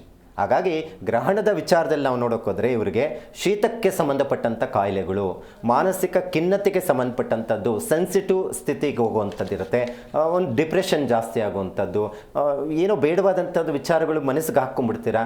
ಅದು ಮಕ್ಕಳ ವಿಚಾರದಲ್ಲಿ ಆಗ್ಬೋದು, ತಾಯಿಯ ವಿಚಾರದಲ್ಲಿ ಆಗ್ಬೋದು, ಅಥವಾ ಯಾರನ್ನೋ ಇಷ್ಟಪಟ್ಟಿರ್ತಾರೆ ಅದು ನಿಮ್ಮ ಕೈ ತಪ್ಪೋಗಿರುವಂಥದ್ದು ಇರುತ್ತೆ. ಇದರಲ್ಲಿ ಡಿಪ್ರೆಷನ್ಗೆ ಹೋಗುವಂಥದ್ದು ಇರುತ್ತೆ. ಅದರಿಂದ ನಿಮಗೆ ತೊಂದರೆ ಆಗುವಂಥದ್ದು ಇರುತ್ತೆ. ಅದ್ರ ಬಗ್ಗೆ ಸ್ವಲ್ಪ ಆದಷ್ಟು ಗಮನ ಕೊಡೋಕೆ ಹೋಗ್ಬಿಡಿ. ಆದಷ್ಟು ಚಂದ್ರ ಮಂತ್ರ ಪಠನೆ ಮಾಡಿ, ಅಕ್ಕಿಯನ್ನು ನೀವು ಆದಷ್ಟು ಅಕ್ಕಿ ಮತ್ತು ಚಂದ್ರಬಿಂಬ ಉದ್ದಿನ ಕಾಳನ್ನು ನೀವು ಪೂಜೆ ಮಾಡಿ ಅದನ್ನು ಈಶ್ವರನ ದೇವಸ್ಥಾನಕ್ಕೆ ದಾನ ಕೊಡೋದು, ಮತ್ತು ಈಶ್ವರನಿಗೆ ರುದ್ರಾಭಿಷೇಕವನ್ನು ಮಾಡಿಸುವಂಥದ್ದನ್ನು ರೂಢಿ ಮಾಡ್ಕೊಳ್ಳಿ 1 ತಿಂಗಳ ಕಾಲ. ಅದರಿಂದ ಬರುವಂಥ ಸಮಸ್ಯೆಯಿಂದ ದೂರ ಹೋಗಲಿಕ್ಕೆ ಸಾಧ್ಯ ಆಗುತ್ತೆ. ಇನ್ನು ಧನು ರಾಶಿ ಬಗ್ಗೆ ತಿಳಿಸ್ಕೊಡಿ ಗುರುಜಿ. ಇನ್ನು ಧನು ರಾಶಿಯವರಿಗಂತೂ ಅರ್ಧಾಷ್ಟಮ ಶನಿ ಪ್ರಸ್ತುತ ಇದೆ, ಮತ್ತು ಗುರುವಿನ ದೃಷ್ಟಿ ಚೆನ್ನಾಗಿದೆ. ಅಂದರೆ ಗುರುಗ್ರಹ ಇವಾಗ ಗೋಚಾರದಲ್ಲಿ ಮಿಥುನ ರಾಶಿಯಲ್ಲಿ ಇದ್ದಾನೆ. ಮಿಥುನ ರಾಶಿಯಿಂದ ಧನು ರಾಶಿಗೆ ರಾಷ್ಟ್ರಾಧಿಪತಿಯು ನೇರವಾದಂಥ ದೃಷ್ಟಿ ಇರೋದ್ರಿಂದ ವಿವಾಹ ಶುಭ ಕಾರ್ಯಗಳು ನಡೆಯುತ್ತೆ ಅನ್ನುವಂಥದ್ದನ್ನು ಹೇಳುತ್ತೆ. ಅರ್ಧಾಷ್ಟಮ ಶನಿ ದೃಷ್ಟಿ, ಶನಿಯ ಫಲಗಳು ಏನು ಹೇಳುತ್ತೆ ಅಂದರೆ, ಶನಿಯ ದೃಷ್ಟಿ ಕುಜನ ಮೇಲೆ ಇರೋದ್ರಿಂದ ಸ್ವಲ್ಪಷ್ಟು ಕ್ರೋಧಗಳು ಜಾಸ್ತಿ ಆಗುತ್ತೆ, ಕೆಲಸಗಳ ವಿಚಾರದಲ್ಲಿ ಒತ್ತಡಗಳು ಜಾಸ್ತಿ ಆಗುವಂಥದ್ದು ಇರುತ್ತೆ. ಮತ್ತು ಅದ್ರ ಜೊತೆಗೆ ದ್ವಿತೀಯ ಸ್ಥಾನ ಅಂದರೆ ನಾವು ಯಾವಾಗಲೂ ಅಷ್ಟೇ ರಾಶಿಯಿಂದ ಲೆಕ್ಕಾಚಾರ ಮಾಡ್ತೀವಿ ನೋಡಿ. ಧನುರಾಶಿಯಿಂದ ಕುಂಭರಾಶಿ 3ನೇ ಮನೆ ಆಗಿರುತ್ತೆ, ಅಂದರೆ ತೃತೀಯ ಸ್ಥಾನ ಅಂತ ಹೇಳ್ತೀವಿ. ತೃತೀಯ ಸ್ಥಾನ ಲೆಕ್ಕಾಚಾರದಲ್ಲಿ ಭಾತೃಸ್ಥಾನ ಅಂತ ಹೇಳ್ತೀವಿ. ಭಾತೃಸ್ಥಾನ ಅಂದರೆ ಅಣ್ಣ ತಮ್ಮಂದರು ಅಕ್ಕ ತಂಗಿರ ವಿಚಾರಕ್ಕೆ ಸಂಬಂಧಪಟ್ಟಂಥದ್ರ ಲೆಕ್ಕಾಚಾರ ಇರುತ್ತೆ. ಸುಮ್ಮನೆ ವಿನಾಕಾರಣ ಬಹಳ ಚೆನ್ನಾಗಿರ್ತಾರೆ ಅಕ್ಕ ತಂಗಿರು, ಸುಮ್ಮನೆ ವಿನಾಕಾರಣ ಜಗಳ ಮಾಡ್ಕೊಳ್ಳೋವಂಥದ್ದು, ಅಥವಾ ಆಸ್ತಿ ವಿಚಾರದಲ್ಲಿ ಕ್ರೋಧ ಭಾವನೆ ಉಂಟಾಗುವಂಥದ್ದು, ಅಣ್ಣ ತಮ್ಮಂದರ ವಿಚಾರದಲ್ಲಿ ನನಗೆ ಜಾಸ್ತಿ ಬಂದಿದೆ ಆಸ್ತಿ ಅಥವಾ ನಿಮಗೆ ಕಡಿಮೆ ಬಂದಿದೆ, ಈ ಥರದ ಒಂದಿಷ್ಟು ಬದಲಾವಣೆ ವಿಚಾರದಲ್ಲಿ ಜಗಳಗಳು ಮಾಡ್ಕೊಳ್ಳುವಂಥ ಸಾಧ್ಯತೆ ಇರುತ್ತೆ. ಭಾತೃಸ್ಥಾನ ಸ್ವಲ್ಪ ತೊಂದರೆ ಕೊಡುವಂಥದ್ದು ಇರುತ್ತೆ. ಆದಷ್ಟು ಅದರ ಬಗ್ಗೆ ವಿಚಾರ ನೋಡ್ಕೋಬೇಕಾಗುತ್ತೆ. ಮತ್ತು ಅದರ ಜೊತೆಗೆ ಹೆಚ್ಚಿನ ಮಟ್ಟಿಗೆ ಇವರಿಗೆ ಅರ್ಧಾಷ್ಟಮ ಶನಿಯ ಒಂದಷ್ಟು ಕುಜನ ಮೇಲೆ ದೃಷ್ಟಿ ಇರೋದ್ರಿಂದ ಒತ್ತಡಗಳು ಜಾಸ್ತಿ ಆಗಬಹುದು ಹೊರತು ವಿವಾಹ ಶುಭ ಕಾರ್ಯಗಳು ಹಣಕಾಸಿನ ವಿಚಾರಕ್ಕೆ ಸಂಬಂಧಪಟ್ಟಂತಹದರಲ್ಲಿ ಯಾವುದೇ ರೀತಿ ತೊಂದರೆ ಇಲ್ಲ. ಹಾಗಾಗಿ ಕಡಲೆಕಾಳು, ಗೋಧಿ ಮತ್ತು ಅದರ ಜೊತೆಗೆ ಉದ್ದಿನಕಾಳು, ಅಕ್ಕಿಯನ್ನು ಪೂಜೆ ಮಾಡಿ ದಾನ ಕೊಡೋದ್ರಿಂದ ಈ ಬರುವಂಥ ಅಣ್ಣ ತಮ್ಮಂದರ ನಡುವೆ ಬಾಂಧವ್ಯತೆ ಏನಿರುತ್ತೆ ಅಥವಾ ಕೆಲಸದ ಒತ್ತಡಗಳು ಏನಿರುತ್ತೆ ನಿವಾರಣೆ ಆಗಲಿಕ್ಕೆ ಸಾಧ್ಯ ಆಗುತ್ತೆ. ಓಕೆ ಗುರುಜಿ, ಧನುರಾಶಿ ಬಗ್ಗೆ ತಿಳಿಸ್ಕೊಟ್ರಿ. ಇದೀಗ ಮಕರ ರಾಶಿ ಬಗ್ಗೆ ತಿಳಿಸ್ಕೊಡಿ. ಈ ಚಂದ್ರಗ್ರಹಣ ಅನ್ನುವಂಥದ್ದು ಶುಭನ ಅಥವಾ ಅಶುಭನ ಅನ್ನುವಂಥದ್ದು ತಿಳಿಸ್ಕೊಡಿ. ಈಗಾಗಲೇ ಮಕರ ರಾಶಿಗೆ ಗೋಚಾರದಲ್ಲಿ ನಾವು ನೋಡೋಕೋದ್ರೆ ಪ್ರಸ್ತುತ ಗುರುಬಲ ಇಲ್ಲ. 7.5 ಅಂತೂ ಕಂಪ್ಲೀಟ್ ಮುಗ್ದಿದೆ. ಈಗ ಮಕರ ರಾಶಿಯವರ ಬಗ್ಗೆ ನಾನು ಆಗಾಗ ಹೇಳ್ತಾ ಇರ್ತೇನೆ, ಇವರು ಹೇಗೆ ಅಂದರೆ ನೋಡಿ, ಬೇರೆಯವ್ರಿಗೆ ಒಳ್ಳೆಯದನ್ನು ಮಾಡಿ ಇವರು ಕಷ್ಟದಲ್ಲಿ ಸಿಕ್ಕಾಕೊಳ್ಳುವಂಥ ಪರಿಸ್ಥಿತಿ. ಅಂದರೆ ಒಂದು ಪರರಿಗೆ ಉಪಕಾರಿ ಅಂತ ಹೇಳ್ತೀವಿ ನೋಡಿ. ಸಿನಿಮಾ ಕ್ಷೇತ್ರದಲ್ಲಿ ಕೆಲವರು ಇರ್ತಾರೆ. ಮತ್ತು ಇವರು ಜಾತಕದ ವಿಚಾರದಲ್ಲಿ ನೋಡೋಕೆ ಹೋದರೆ ಶನಿಗೆ ಏನಾದರೂ ಕೆಟ್ಟಿದ್ರೆ ಇವ್ರಿಗೆ ಈ ಗ್ರಹಣ ಸ್ವಲ್ಪ ಕೆಟ್ಟದ್ದೇ ಅಂತಲೇ ಹೇಳಬಹುದು. ಆದರೆ ಸಾಮೂಹಿಕವಾಗಿ ನಾವು ನೋಡಿದಾಗ ಈ ಪಿತೃಕಾರಕನಾದಂಥ ಕೇತುಗ್ರಸ್ತವಾಗಿರೋದ್ರಿಂದ ನಾವು ಶನಿ ವಿಚಾರದಲ್ಲಿ ನಾವು ನೋಡೋಕೋದ್ರೆ ಆರೋಗ್ಯದ ಮೇಲೆ ಹೆಚ್ಚು ಗಮನ ಕೊಡಬೇಕಾಗುತ್ತೆ. ಮತ್ತು ಗ್ರಹಣ ಸಂಭವಿಸ್ತಾ ಇರುವಂಥದ್ದು ಅಂತ ಹೇಳಿದ್ರೆ ಮಕರ ರಾಶಿಯಿಂದ ದ್ವಿತೀಯ ಸ್ಥಾನ ಆಗಿರುತ್ತೆ. ದ್ವಿತೀಯ ಸ್ಥಾನ ಎರಡು ವಿಚಾರದಲ್ಲಿ ಪ್ರಾಬ್ಲಮ್ ಕೊಡುವಂಥದ್ದು ಇರುತ್ತೆ. ಒಂದು ಕುಟುಂಬ ಸ್ಥಾನ, ಅಂದರೆ ಕುಟುಂಬದಲ್ಲಿ ಒಂದಿಷ್ಟು ಬದಲಾವಣೆಗಳು ಮಾಡಿಕೊಳ್ಳುವಂಥದ್ದು, ಒಂದಿಷ್ಟು ನೆಮ್ಮದಿ ಕೆಡಿಸ್ಕೊಳ್ಳುವಂಥದ್ದು, ಅಂದರೆ ಚಿಕ್ಕ ಪುಟ್ಟ ವಿಚಾರದಲ್ಲಿ ಸಮಸ್ಯೆಗಳು ಬರುವಂಥದ್ದು ಕಂಡು ಬರುವಂಥದ್ದು ಇರುತ್ತೆ. ಮತ್ತು ದ್ವಿತೀಯ ಸ್ಥಾನ ಧನಸ್ಥಾನ ಅಂತ ಹೇಳ್ತೀವಿ. ಯಾವಾಗಲೂ ಹಣಕಾಸಿನ ವಿಚಾರಕ್ಕೆ ಸಂಬಂಧಪಟ್ಟಂಥದ್ದು ತೊಂದರೆಗಳು ಉಂಟಾಗುವಂಥ ಸಾಧ್ಯತೆ ಇರುತ್ತೆ. ಸ್ವಲ್ಪ ಹಣಕಾಸಿನ ವಿಚಾರಕ್ಕೂ ಹೆಚ್ಚು ಗಮನ ಕೊಡುವಂಥದ್ದು ಬಹಳ ಅಗತ್ಯ ಇದೆ.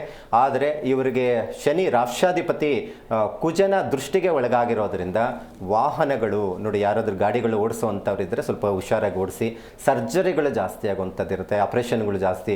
ಸುಮ್ಮನೆ ಬೇಡವಾದಂಥ ಎಲ್ಲೋ ಬಿದ್ದ ಏಟ್ ಮಾಡಿಕೊಂಡ ಒಂದು ಹೊಲಿಗೆ ಬಿತ್ತು, ಸೊ ಈ ಥರ ಆಗುವಂಥದ್ದು ಇರುತ್ತೆ. ಕ್ರೋಧ ಭಾವನೆಗಳು ಜಾಸ್ತಿ ಆಗುತ್ತೆ, ಚಿಕ್ಕ ಪುಟ್ಟ ವಿಚಾರದಲ್ಲಿ ಡಿಸ್ಟರ್ಬೆನ್ಸ್ ಜಾಸ್ತಿ ಆಗುವಂಥದ್ದು ಇರುತ್ತೆ. ಆದಷ್ಟು ಇವರು ಕಪ್ಪು ಎಳ್ಳು ಮತ್ತು ಉದ್ದಿನ ಕಾಳು ಅಕ್ಕಿಯನ್ನು ಪೂಜೆ ಮಾಡಿ ಕಪ್ಪು ವಸ್ತ್ರದ ಜೊತೆ ಶನೇಶ್ವರ ದೇವಸ್ಥಾನ ಅಥವಾ ಹನುಮಂತನ ದೇವಸ್ಥಾನದ ಅರ್ಚಕರಿಗೆ ದಾನ ಕೊಡೋದ್ರಿಂದ ಈ ಗ್ರಹಣಕ್ಕೆ ಏನು ತೊಂದರೆಗಳು ಬರುತ್ತೆ ಒಂದು ತಿಂಗಳ ಕಾಲ, ಅದರ ತೀವ್ರತೆ ಕಡಿಮೆ ಆಗಲಿಕ್ಕೆ ಸಾಧ್ಯ ಆಗುತ್ತೆ. ಗುರುಜಿ, ಇನ್ನು ಕುಂಭರಾಶಿಯವರ ಮೇಲೆ ಈ ಚಂದ್ರಗ್ರಹಣ ಯಾವ ರೀತಿಯಾದಂತಹ ಪರಿಣಾಮ ಬೀರುತ್ತೆ? ಕುಂಭರಾಶಿಯ ಫಲಾನುಫಲದ ಬಗ್ಗೆ ತಿಳಿಸ್ಕೊಡಿ. ನೋಡಿ, ಈಗಾಗಲೇ ಕುಂಭರಾಶಿಯಲ್ಲೇ ರಕ್ತಚಂದ್ರಗ್ರಹಣ ಆಗ್ತಾ ಇರೋದು. ಇವ್ರಿಗಂತೂ ಬಹಳ ಮುಖ್ಯವಾಗಿ ತಿಳ್ಕೊಳ್ಳೇಬೇಕಾಗಿರೋವಂಥದ್ದಿದೆ. ಯಾಕಂತ ಹೇಳಿದ್ರೆ ಭಾಳ ಜನ ಭೀತಿಯಲ್ಲಿ ಇರುವಂಥದ್ದಿದೆ. ಅಯ್ಯೋ, ಕುಂಭರಾಶಿ ಅಂತೆ, ನಂದು ಶತಭಿಷ ನಕ್ಷತ್ರ, ನಂದು ಪೂರ್ವಭಾದ್ರ ನಕ್ಷತ್ರ, ನಂದು ಧನಿಷ್ಠ ನಕ್ಷತ್ರ, ಅಂದರೆ 3 ನಕ್ಷತ್ರ ಅದಕ್ಕೆ ಅನ್ವಯ ಆಗುವಂಥದ್ದಿರುತ್ತೆ.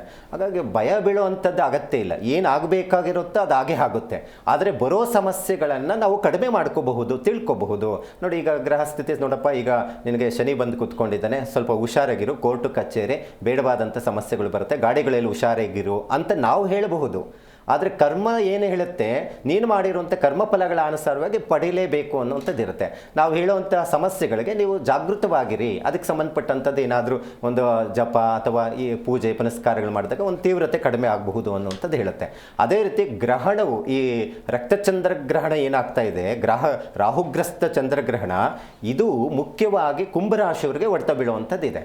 ಹಾಗಾಗಿ ಕುಂಭರಾಶಿಯಲ್ಲೇ ಗ್ರಸ್ತವಾಗಿರೋದ್ರಿಂದ ಹೆಚ್ಚು ಮಾನಸಿಕ ಖಿನ್ನತೆಗೆ ಹೋಗುವಂಥದ್ದು ಇರುತ್ತೆ. ಯಾವಾಗಲೂ ಅಷ್ಟೇ, ಚಂದ್ರ ರಾಹುವಿನ ಸಂಯೋಗ ಏನಾಗುತ್ತೆ, ಮಾನಸಿಕ ಖಿನ್ನತೆಗೆ ಒಳಗಾಗುತ್ತೆ, ಮೈಂಡು ಡಿಸ್ಟರ್ಬೆನ್ಸ್ ಜಾಸ್ತಿ ಆಗುತ್ತೆ, ಚಂಚಲತೆ ಜಾಸ್ತಿ ಆಗುತ್ತೆ. ಮಕ್ಕಳಂತೂ ಇವತ್ತು ಎಜುಕೇಷನ್ ಮಾಡುವಂಥ ಮಕ್ಕಳಿಗೆ ಭಾಳಷ್ಟು ಡಿಸ್ಟರ್ಬೆನ್ಸಲ್ಲಿ ಹೋಗ್ತಾ ಇರುವಂಥದ್ದು ಇರುತ್ತೆ.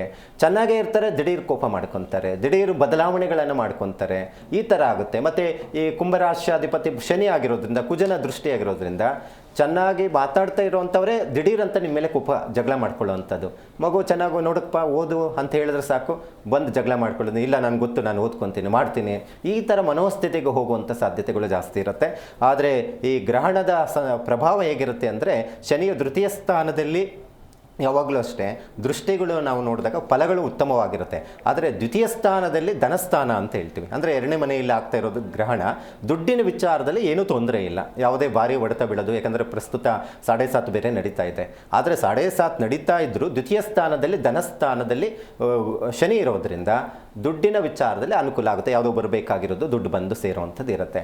ಆದರೆ ಇಲ್ಲಿ ಮುಖ್ಯವಾಗಿ ಗ್ರಹಣ ಸ್ವಕ್ಷೇತ್ರದಲ್ಲಿ, ಅಂದರೆ ತನ್ನದೇ ಆದಂಥ ರಾಶಿಯಲ್ಲೇ ಆಗ್ತಾ ಇರೋದ್ರಿಂದ ಮಾನಸಿಕ ಖಿನ್ನತೆಗೆ ಒಳಗಾಗುವಂಥದ್ದು, ಅತಿಯಾದಂಥ ಕೋಪ, ಉದ್ವೇಗಕ್ಕೆ ಒಳಗಾಗುವಂಥದ್ದು, ಸುಮ್ಮನೆ ಯಾರ ಹತ್ರನ ಜಗಳ ಮಾಡ್ಕೊಳ್ಳುವಂಥದ್ದು, ಸೊ ಗಾಡಿಗಳಲ್ಲಿ ಬಿದ್ದು ಏಟು ಮಾಡ್ಕೊಳ್ಳುವಂಥದ್ದು, ಇವೆಲ್ಲವೂ ಸಂಭವ ಆಗುವಂಥದ್ದು ಇರುತ್ತೆ. ಆರೋಗ್ಯದ ವಿಚಾರದಲ್ಲಿ, ಅದರಲ್ಲಿ ಗರ್ಭಿಣಿಯರು ಯಾರಾದರೂ ಇದ್ದಾರೆ ಅಂದರೆ ಸ್ವಲ್ಪ ಆರೋಗ್ಯದ ವಿಚಾರದಲ್ಲಿ ನೋಡ್ಕೊಳ್ಳಿ. ಮತ್ತು ಅದರ ಜೊತೆಗೆ ರಾಷ್ಟ್ರಾಧಿಪತಿ ಶನಿಯ ದೃಷ್ಟಿ ಇರೋದ್ರಿಂದ ಏನಾದರೂ ಬೀಳೋದು, ಸರ್ಜರಿಗಳು ಮಾಡುವಂಥದ್ದು. ಈಗ ನಿಮ್ಗೇನೋ ಒಂದು ಸರ್ಜರಿ ಆಗಬೇಕು, ಇದೇ ತಿಂಗಳಲ್ಲಿ ಮಾಡಬೇಕು ಅಂತ ಹೇಳಿದ್ರೆ ಅದು ಏನಾದರೂ ತೊಂದರೆಗಳು ಆಗುವಂಥದ್ದು. ಏನಾದರೂ ಈ ಅಮಾವಾಸ್ಯೆ ಕಳೆದ ಒಂದು 10 ದಿವಸ ಆದಮೇಲೆ ನೀವು ಮಾಡಿಕೊಂಡ್ರೆ ಒಳ್ಳೆಯದು. ಯಾಕಂದರೆ ಅಷ್ಟು ಚೆನ್ನಾಗಿಲ್ಲ, ಕುಜ ಬೇರೆ ಶನಿಯ ದೃಷ್ಟಿ ಬೀಳ್ತಾ ಇರೋದ್ರಿಂದ ಹೆಚ್ಚು ತೊಂದರೆ ಆಗುತ್ತೆ. ಭೂಮಿ ವಿಚಾರದಲ್ಲಿ ಹೆಚ್ಚು ಅನುಕೂಲ ಉಂಟಾಗುವಂಥದ್ದು ಇರುತ್ತೆ. ಆರೋಗ್ಯದ ವಿಚಾರದಲ್ಲಿ ತೊಂದರೆಗಳು ಉಂಟಾಗುವಂಥದ್ದು ಇರುತ್ತೆ. ಖರ್ಚುಗಳು ಜಾಸ್ತಿ ಆಗುವಂಥ ಸಂಭವ ಜಾಸ್ತಿ ಇರುತ್ತೆ. ಹಾಗಾಗಿ ಆದಷ್ಟು ಇವರು ಮಾಡ್ಕೊಳ್ಳುವಂಥ ಪರಿಹಾರ ಏನು ಮಾಡ್ಕೋಬಹುದು ಅಂತ ಹೇಳಿದ್ರೆ, ಚಂದ್ರಬಿಂಬ, ಗೋಧಿ ಮತ್ತು ಅದರ ಜೊತೆಗೆ ಕಪ್ಪು ಎಳ್ಳು, ಉದ್ದಿನ ಕಾಳನ್ನು ಪೂಜೆ ಮಾಡಿ ಹನುಮಂತನ ದೇವಸ್ಥಾನಕ್ಕೆ ದಾನ ಕೊಡೋದು ಬಹಳ ಮುಖ್ಯವಾಗಿದೆ. ಆಂಜನೇಯನ ಅಷ್ಟೋತ್ತರ ಹೇಳ್ಕೊಳ್ಳಿ, ಮತ್ತು ಶನೇಶ್ವರ ಅಷ್ಟೋತ್ತರ, ರಾಹು ಅಷ್ಟೋತ್ತರವನ್ನು ಪಠನೆ ಮಾಡ್ಕೊಳ್ಳೋದ್ರಿಂದ ಹೆಚ್ಚು ಅನುಕೂಲ ಉಂಟಾಗಲಿಕ್ಕೆ ಸಾಧ್ಯ ಇರುತ್ತೆ. ಗುರುಜಿ, ಇದೀಗ ಕೊನೆಯ ರಾಶಿ ಮೀನರಾಶಿ. ಮೀನರಾಶಿಯ ಮೇಲೆ ಚಂದ್ರಗ್ರಹಣ ಯಾವ ರೀತಿಯಾದಂತಹ ಪರಿಣಾಮ ಬೀರುತ್ತೆ? ನೋಡಿ, ಈಗಾಗಲೇ ಸಂಭವಿಸ್ತಾ ಇರೋದು ಮೀನರಾಶಿಯವರಿಗೆ 12ನೇ ಮನೆ ವ್ಯಯಸ್ಥಾನ ಅಂತ ಹೇಳ್ತೀವಿ ನಾವು. ಯಾವಾಗಲೂ ಅಷ್ಟೇ ವ್ಯಯಸ್ಥಾನದಲ್ಲಿ ಯಾವುದೇ ಗ್ರಹ ಇರಲಿ, ಅದರಲ್ಲಿ ವಿದೇಶಕ್ಕೆ ಸಂಬಂಧಪಟ್ಟಂತಹದ್ರಲ್ಲಿ ಹೆಚ್ಚು ಅನುಕೂಲ ಆಗುತ್ತೆ ಅಂತ ಹೇಳುತ್ತೆ. ನೋಡಿ, ಈಗಾಗಲೇ ಸಂಭವಿಸ್ತಾ ಇರೋದು ವಿದೇಶಕ್ಕೆ ಸಂಬಂಧಪಟ್ಟಂಥದ್ದು ಏನಾದರೂ ಕೆಲಸ ಪ್ರಯತ್ನ ಮಾಡ್ತಾ ಇರುವಂಥ ಮೀನ ರಾಶಿಯವ್ರಿಗಂತೂ ಒಳ್ಳೆ ಜಾಕ್ಪಟ್ ಹೊಡೆಯುವಂಥದ್ದು. ಯಾಕಂತ ಹೇಳಿದ್ರೆ ಒಂದು ಎರಡು ತಿಂಗಳಲ್ಲಿ ಏನಾದರೂ ವಿದೇಶದಲ್ಲಿ ಹೋಗಿ ಕೆಲಸದಲ್ಲಿ ಅನುಕೂಲ ಆಗುವಂಥದ್ದು ಕಂಡು ಬರುವಂಥದ್ದು ಆಗಿರುತ್ತೆ. ಮತ್ತು ಜನ್ಮದಲ್ಲೇ ಶನಿ ಇರೋದ್ರಿಂದ ಒಂದಿಷ್ಟು ಲೇಟ್ ಆಗಬಹುದು, ಕೆಲಸಗಳಲ್ಲಿ ಒಂದಷ್ಟು ತೊಂದರೆಗಳಾಗ್ಬೋದು. ಆದರೆ ಹಿಡಿದಂಥ ಕೆಲಸ ಯಾವುದೇ ಆಗಬಹುದು, ಅದು ನೀವು ಮಾಡೇ ಮಾಡ್ತೀರಾ ಅನ್ನುವಂಥದ್ದಿದೆ. ಆದರೆ ಗೋಚಾರದಲ್ಲಿ ನಾವು ನೋಡೋಕೋದ್ರೆ ಗುರುಬಲ ಇಲ್ಲ. ಆದರೆ ಗ್ರಹಣದಲ್ಲಿ ನೋಡೋಕೋದ್ರೆ ವ್ಯಯಸ್ಥಾನದಲ್ಲಿರೋದ್ರಿಂದ ಖರ್ಚುಗಳು ಜಾಸ್ತಿ ಮಾಡುತ್ತೆ. ವಿದೇಶದಲ್ಲಿ ಹೆಚ್ಚು ಅನುಕೂಲ, ಏನಾದರೂ ಬಿಸ್ನೆಸ್ ಮಾಡುವಂಥವ್ರು ಅಥವಾ ಕೆಲಸಕ್ಕೆ ಪ್ರಯತ್ನ ಮಾಡುವಂಥವ್ರಿಗೆ ಅನುಕೂಲ ಆಗುವಂಥದ್ದು ಇರುತ್ತೆ ಅನ್ನುವಂಥದ್ದನ್ನು ಹೇಳುತ್ತೆ. ಆದರೆ ರಾಶಿಯಲ್ಲಿ ಜನ್ಮದಲ್ಲಿ ಶನಿಯ ಕುಜನ ದೃಷ್ಟಿ ಇರೋದ್ರಿಂದ ಒಂದಿಷ್ಟು ಚಿಕ್ಕಪುಟ್ಟ ವಿಚಾರದಲ್ಲಿ ಡಿಸ್ಟರ್ಬೆನ್ಸ್ ಆಗೋದು, ಕಲಹಗಳು, ಕೆಲಸದ ಒತ್ತಡಗಳು ಜಾಸ್ತಿ ಆಗುವಂಥ ಸಂಭವ ಕಂಡುಬರುವಂಥದ್ದು ಇರುತ್ತೆ. ಕರ್ಮಸ್ಥಾನದಲ್ಲಿ ಕೇಂದ್ರದಲ್ಲಿ ನೋಡಿ, ಇದು ಬಹಳ ಮುಖ್ಯವಾಗಿರುವಂಥದ್ದು. ರಾಷ್ಟ್ರಾಧಿಪತಿ ನಾವು ನೋಡಿದಾಗ ಕರ್ಮಸ್ಥಾನದಲ್ಲಿ 4ನೇ ಮನೆಯಲ್ಲಿ ಕೇಂದ್ರದಲ್ಲಿ ಇರೋದ್ರಿಂದ ಎಲ್ಲ ಕೆಲಸಗಳು ಕಾರ್ಯಗಳು ಉತ್ತಮವಾದಂಥ ಫಲಗಳನ್ನು ಕೊಡುತ್ತೆ. ನೋಡಿ, ಇಲ್ಲಿ ನಾವು ಮೀನ ರಾಶಿಗೆ ಅಧಿಪತಿ ಯಾರು? ಗುರುಗ್ರಹ. ಗುರುಗ್ರಹ ಚತುರ್ಭಾವ ಅಂದರೆ ಮಿಥುನ ರಾಶಿಯಲ್ಲಿ ಇರೋದ್ರಿಂದ ಅದು ಕೇಂದ್ರ ಆಗಿರುತ್ತೆ ಈ ಮೀನ ರಾಶಿಯವರಿಗೆ. ಅಂಥವ್ರಿಗೆ ಯಾವುದೇ ಕೆಲಸ ಕಾರ್ಯಗಳನ್ನು ಹಿಡಿದಂಥ ಕೆಲಸ ಅನುಕೂಲ ಆಗುವಂಥ ಸಾಧ್ಯತೆ ಇರುತ್ತೆ. ಒಟ್ಟಾರೆ ಮೀನ ರಾಶಿಯವರಿಗೆ ಬಹಳ ಚೆನ್ನಾಗಿದೆ, ಏನೂ ಸಮಸ್ಯೆ ಏನಿಲ್ಲ. ಗುರುಗೆ ಸಂಬಂಧಪಟ್ಟಂಥದ್ದು ಧಾನ್ಯ ಬಂದು ಕಡಲೆಕಾಳು, ಮತ್ತು 12ನೇ ಮನೆಯಲ್ಲಿ ಗ್ರಹಣ ಸಂಭವಿಸ್ತಾ ಇರೋದ್ರಿಂದ ಒಂದಷ್ಟು ಉದ್ದಿನ ಕಾಳು ಮತ್ತು ಅಕ್ಕಿಯನ್ನು ಪೂಜೆ ಮಾಡಿ ಅದನ್ನು ಗುರು ದೇವಸ್ಥಾನ, ಯಾವುದಾದ್ರೂ ರಾಘವೇಂದ್ರ ದತ್ತಾತ್ರೇಯ ದೇವಸ್ಥಾನ ಇದ್ದರೆ ದಾನ ಕೊಡುವಂಥದ್ದು ನೀವು ಮಾಡಿ, ಇದರಿಂದ ಬರುವಂಥ ಸಮಸ್ಯೆಗಳಿಂದ ದೂರ ಹೋಗ್ಲಿಕ್ಕೆ ಸಾಧ್ಯ ಆಗುತ್ತೆ. ಓಕೆ ಗುರುಜಿ, 12 ರಾಶಿಗಳ ಮೇಲೆ ಚಂದ್ರಗ್ರಹಣ ಯಾವ ರೀತಿಯಾಗಿ ಪರಿಣಾಮ ಬೀರುತ್ತೆ ಅಂತ ತಿಳಿಸ್ಕೊಟ್ಟಿದ್ದೀರಾ. ಈಗ ಒಬ್ರು ಕಾಲರ್ ಇದ್ದಾರೆ, ಮಾತನಾಡ್ಸೋಣ. ಬೆಂಗಳೂರಿನಿಂದ ಪರಮೇಶ್ವರ್ ಅಂತ ಕರೆ ಮಾಡಿದ್ದಾರೆ. ನಮಸ್ಕಾರ ಪರಮೇಶ್ವರ್. ನಮಸ್ತೆ ಮ್ಯಾಮ್. ನಿಮ್ ಡೇಟ್ ಆಫ್ ಬರ್ತ್ ಮತ್ತೆ ಟೈಮ್ ತಿಳಿಸ್ಕೊಡಿ. ಮಗಳ ಬಗ್ಗೆ ಮ್ಯಾಮ್, ಮಗಳ ಬಗ್ಗೆ ಕೇಳಬೇಕು. ಅವ್ರ ಡೇಟ್ ಆಫ್ ಬರ್ತ್ ಮತ್ತೆ ಟೈಮ್ ನ ತಿಳಿಸ್ಕೊಡಿ. 28/12/2009 ಸೋಮವಾರ ಬೆಳಿಗ್ಗೆ 7 ಗಂಟೆ 1 ನಿಮಿಷ. ಹಾ, ಗುರೂಜಿ ಇದ್ದಾರೆ, ಮಾತನಾಡಿ. ನಮಸ್ತೆ. Okay ma'am. Okay ma'am. ನಮಸ್ತೆ. 28/12/2000ನಾ? 2009 ಸ್ವಾಮೀಜಿ. 2009. ಸಮಯ ಎಷ್ಟೊತ್ತಿಗೆ? ಸಮಯ ಸೋಮವಾರ ಬೆಳಿಗ್ಗೆ 7 ಗಂಟೆ 1 ನಿಮಿಷ, ಮಾರ್ನಿಂಗ್. 7 ಗಂಟೆ 1 ನಿಮಿಷಕ್ಕೆ ಹುಟ್ಟಿರುವಂಥದ್ದು, ಬೆಳಗಿನ ಜಾವ. ಇದರಲ್ಲಿ ನಾವು ಅವತ್ತಿನ ದಿನ ಜಾತಕದಲ್ಲಿ ನೋಡೋಕೆ ಹೋದರೆ ಆ ದಿನ ಸೋಮವಾರ ಭರಣಿ ನಕ್ಷತ್ರ ಇರುತ್ತೆ. ಏನು ಓದ್ತಾ ಇದ್ದಾರೆ ಮಗು? ಫಸ್ಟ್ PU ಓದ್ತಾ ಇದ್ದಾರೆ ಸ್ವಾಮೀಜಿ. ಈ ಮಗುಗೆ ನೋಡಿ, ಚತುರ್ಭಾವಾಧಿಪತಿ ಗುರು ಜಾತಕದಲ್ಲಿ ಚೆನ್ನಾಗಿದ್ದಾನೆ. ಯಾವಾಗಲೂ ಅಷ್ಟೇ ಗುರು ಚೆನ್ನಾಗಿದ್ದಾನೆ ಅಂತೇಳಿ ಟೀಚಿಂಗ್ ಲೈನ್ ಆಗಬಹುದು, ಮೆಡಿಕಲ್ ಸಂಬಂಧಪಟ್ಟಂತದ್ರೆಲ್ಲ ಆಗ್ಬಹುದು. ಅದೇ ಸ್ವಾಮೀಜಿ ಅವಳು ಓದ್ತಾ ಇರೋದು ಮೆಡಿಕಲ್ಲೇ ತಗೊಂಡಿರೋದು, PCMB ತಗೊಂಡಿದ್ದಾಳೆ. ಬರುತ್ತೆ, ಮೆಡಿಕಲ್ ಕಂಪ್ಲೀಟ್ ಮಾಡುವಂಥದ್ದಿದೆ.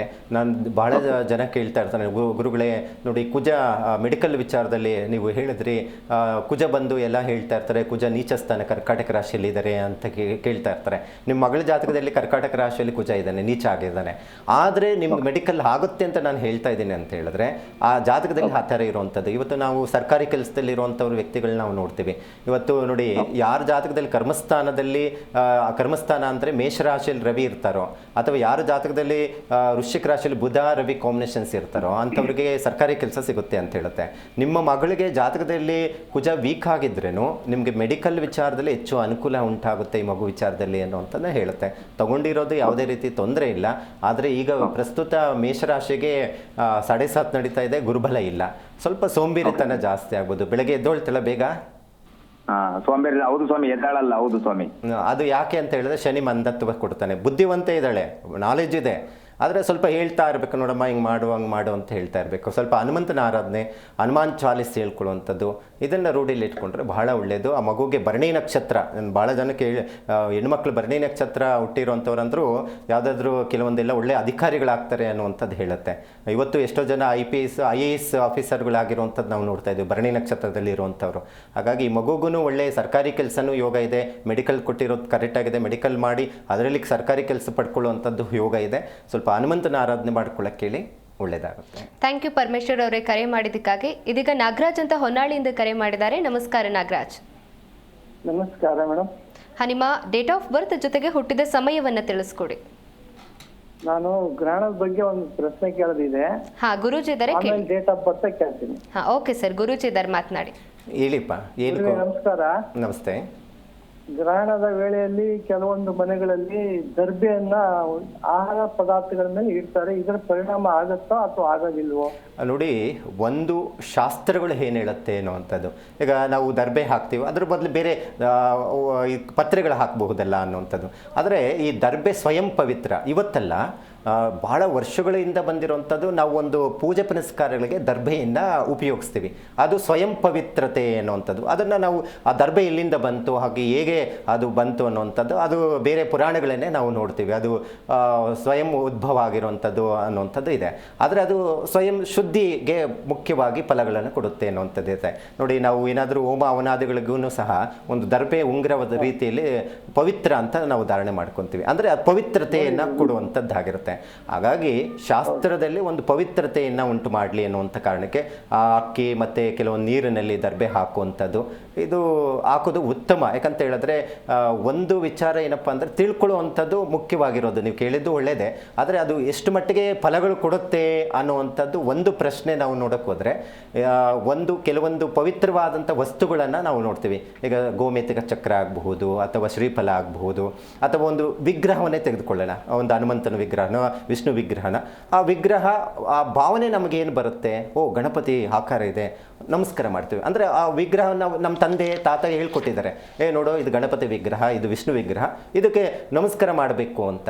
ಈ ದರ್ಬೆದ ವಿಚಾರದಲ್ಲೇನೋ ಇದು ಒಂದು ಪವಿತ್ರತೆ ಉಂಟು ಮಾಡುವಂಥ ವಸ್ತು ಅನ್ನುವಂಥದ್ದಿದೆ. ಹಾಗಾಗಿ ಎಲ್ಲಿ ಅಪವಿತ್ರವಾಗಿರುತ್ತೆ, ನಾವು ಒಂದು ಪುಣ್ಯಾಹ ವಚನ ತಗೋಬೇಕಂದ್ರೇನು, ಒಂದು ಪುಣ್ಯಾಹ ಮಾಡಬೇಕಾದ್ರೆ ದರ್ಬೆಯನ್ನು ಉಪಯೋಗಿಸ್ತೀವಿ. ಅದೇ ರೀತಿ ಇದೊಂದು ಸೂತಕದ ಸಂದರ್ಭ ಆಗಿರೋದ್ರಿಂದ ದರ್ಬೆಯನ್ನು ಹಾಕಿ, ಗರ್ಭಿಣಿಯರು ಇರುವಂಥ ರೂಮಲ್ಲಿ ದರ್ಬೆಯನ್ನು ಹಿಡಿ, ಇದು ಸಹಜವಾಗಿ ಆಗಿನ ಕಾಲದಿಂದಲೂ ಬಂದಿದೆ. ಸೊ ಅದನ್ನು ಆಚರಣೆ ಮಾಡೋದ್ರಿಂದ ಯಾವುದೇ ತಪ್ಪಿಲ್ಲ. ಅದು ನಮಗೆ ಮನಸ್ಸಿಗೆ ನಮಗೆ ನೆಮ್ಮದಿ ಸಿಗುತ್ತೆ. ಅದರಿಂದ ನೋಡಿ, ಇದು ಹಾಕಿರೋದ್ರಿಂದ ಒಂದು ಒಳ್ಳೆಯ ಪವಿತ್ರತೆ ಇರುತ್ತೆ ಅನ್ನುವಂಥದ್ದು ನಿಮ್ಗೆ ಅನಿಸಿದ್ರೆ ನೀವು ಹಾಕಿ, ಒಳ್ಳೆಯದಾಗುತ್ತೆ. ಥ್ಯಾಂಕ್ ಯು ನಾಗರಾಜ್ ಅವರೇ, ಕರೆ ಮಾಡಿದ್ದಕ್ಕಾಗಿ.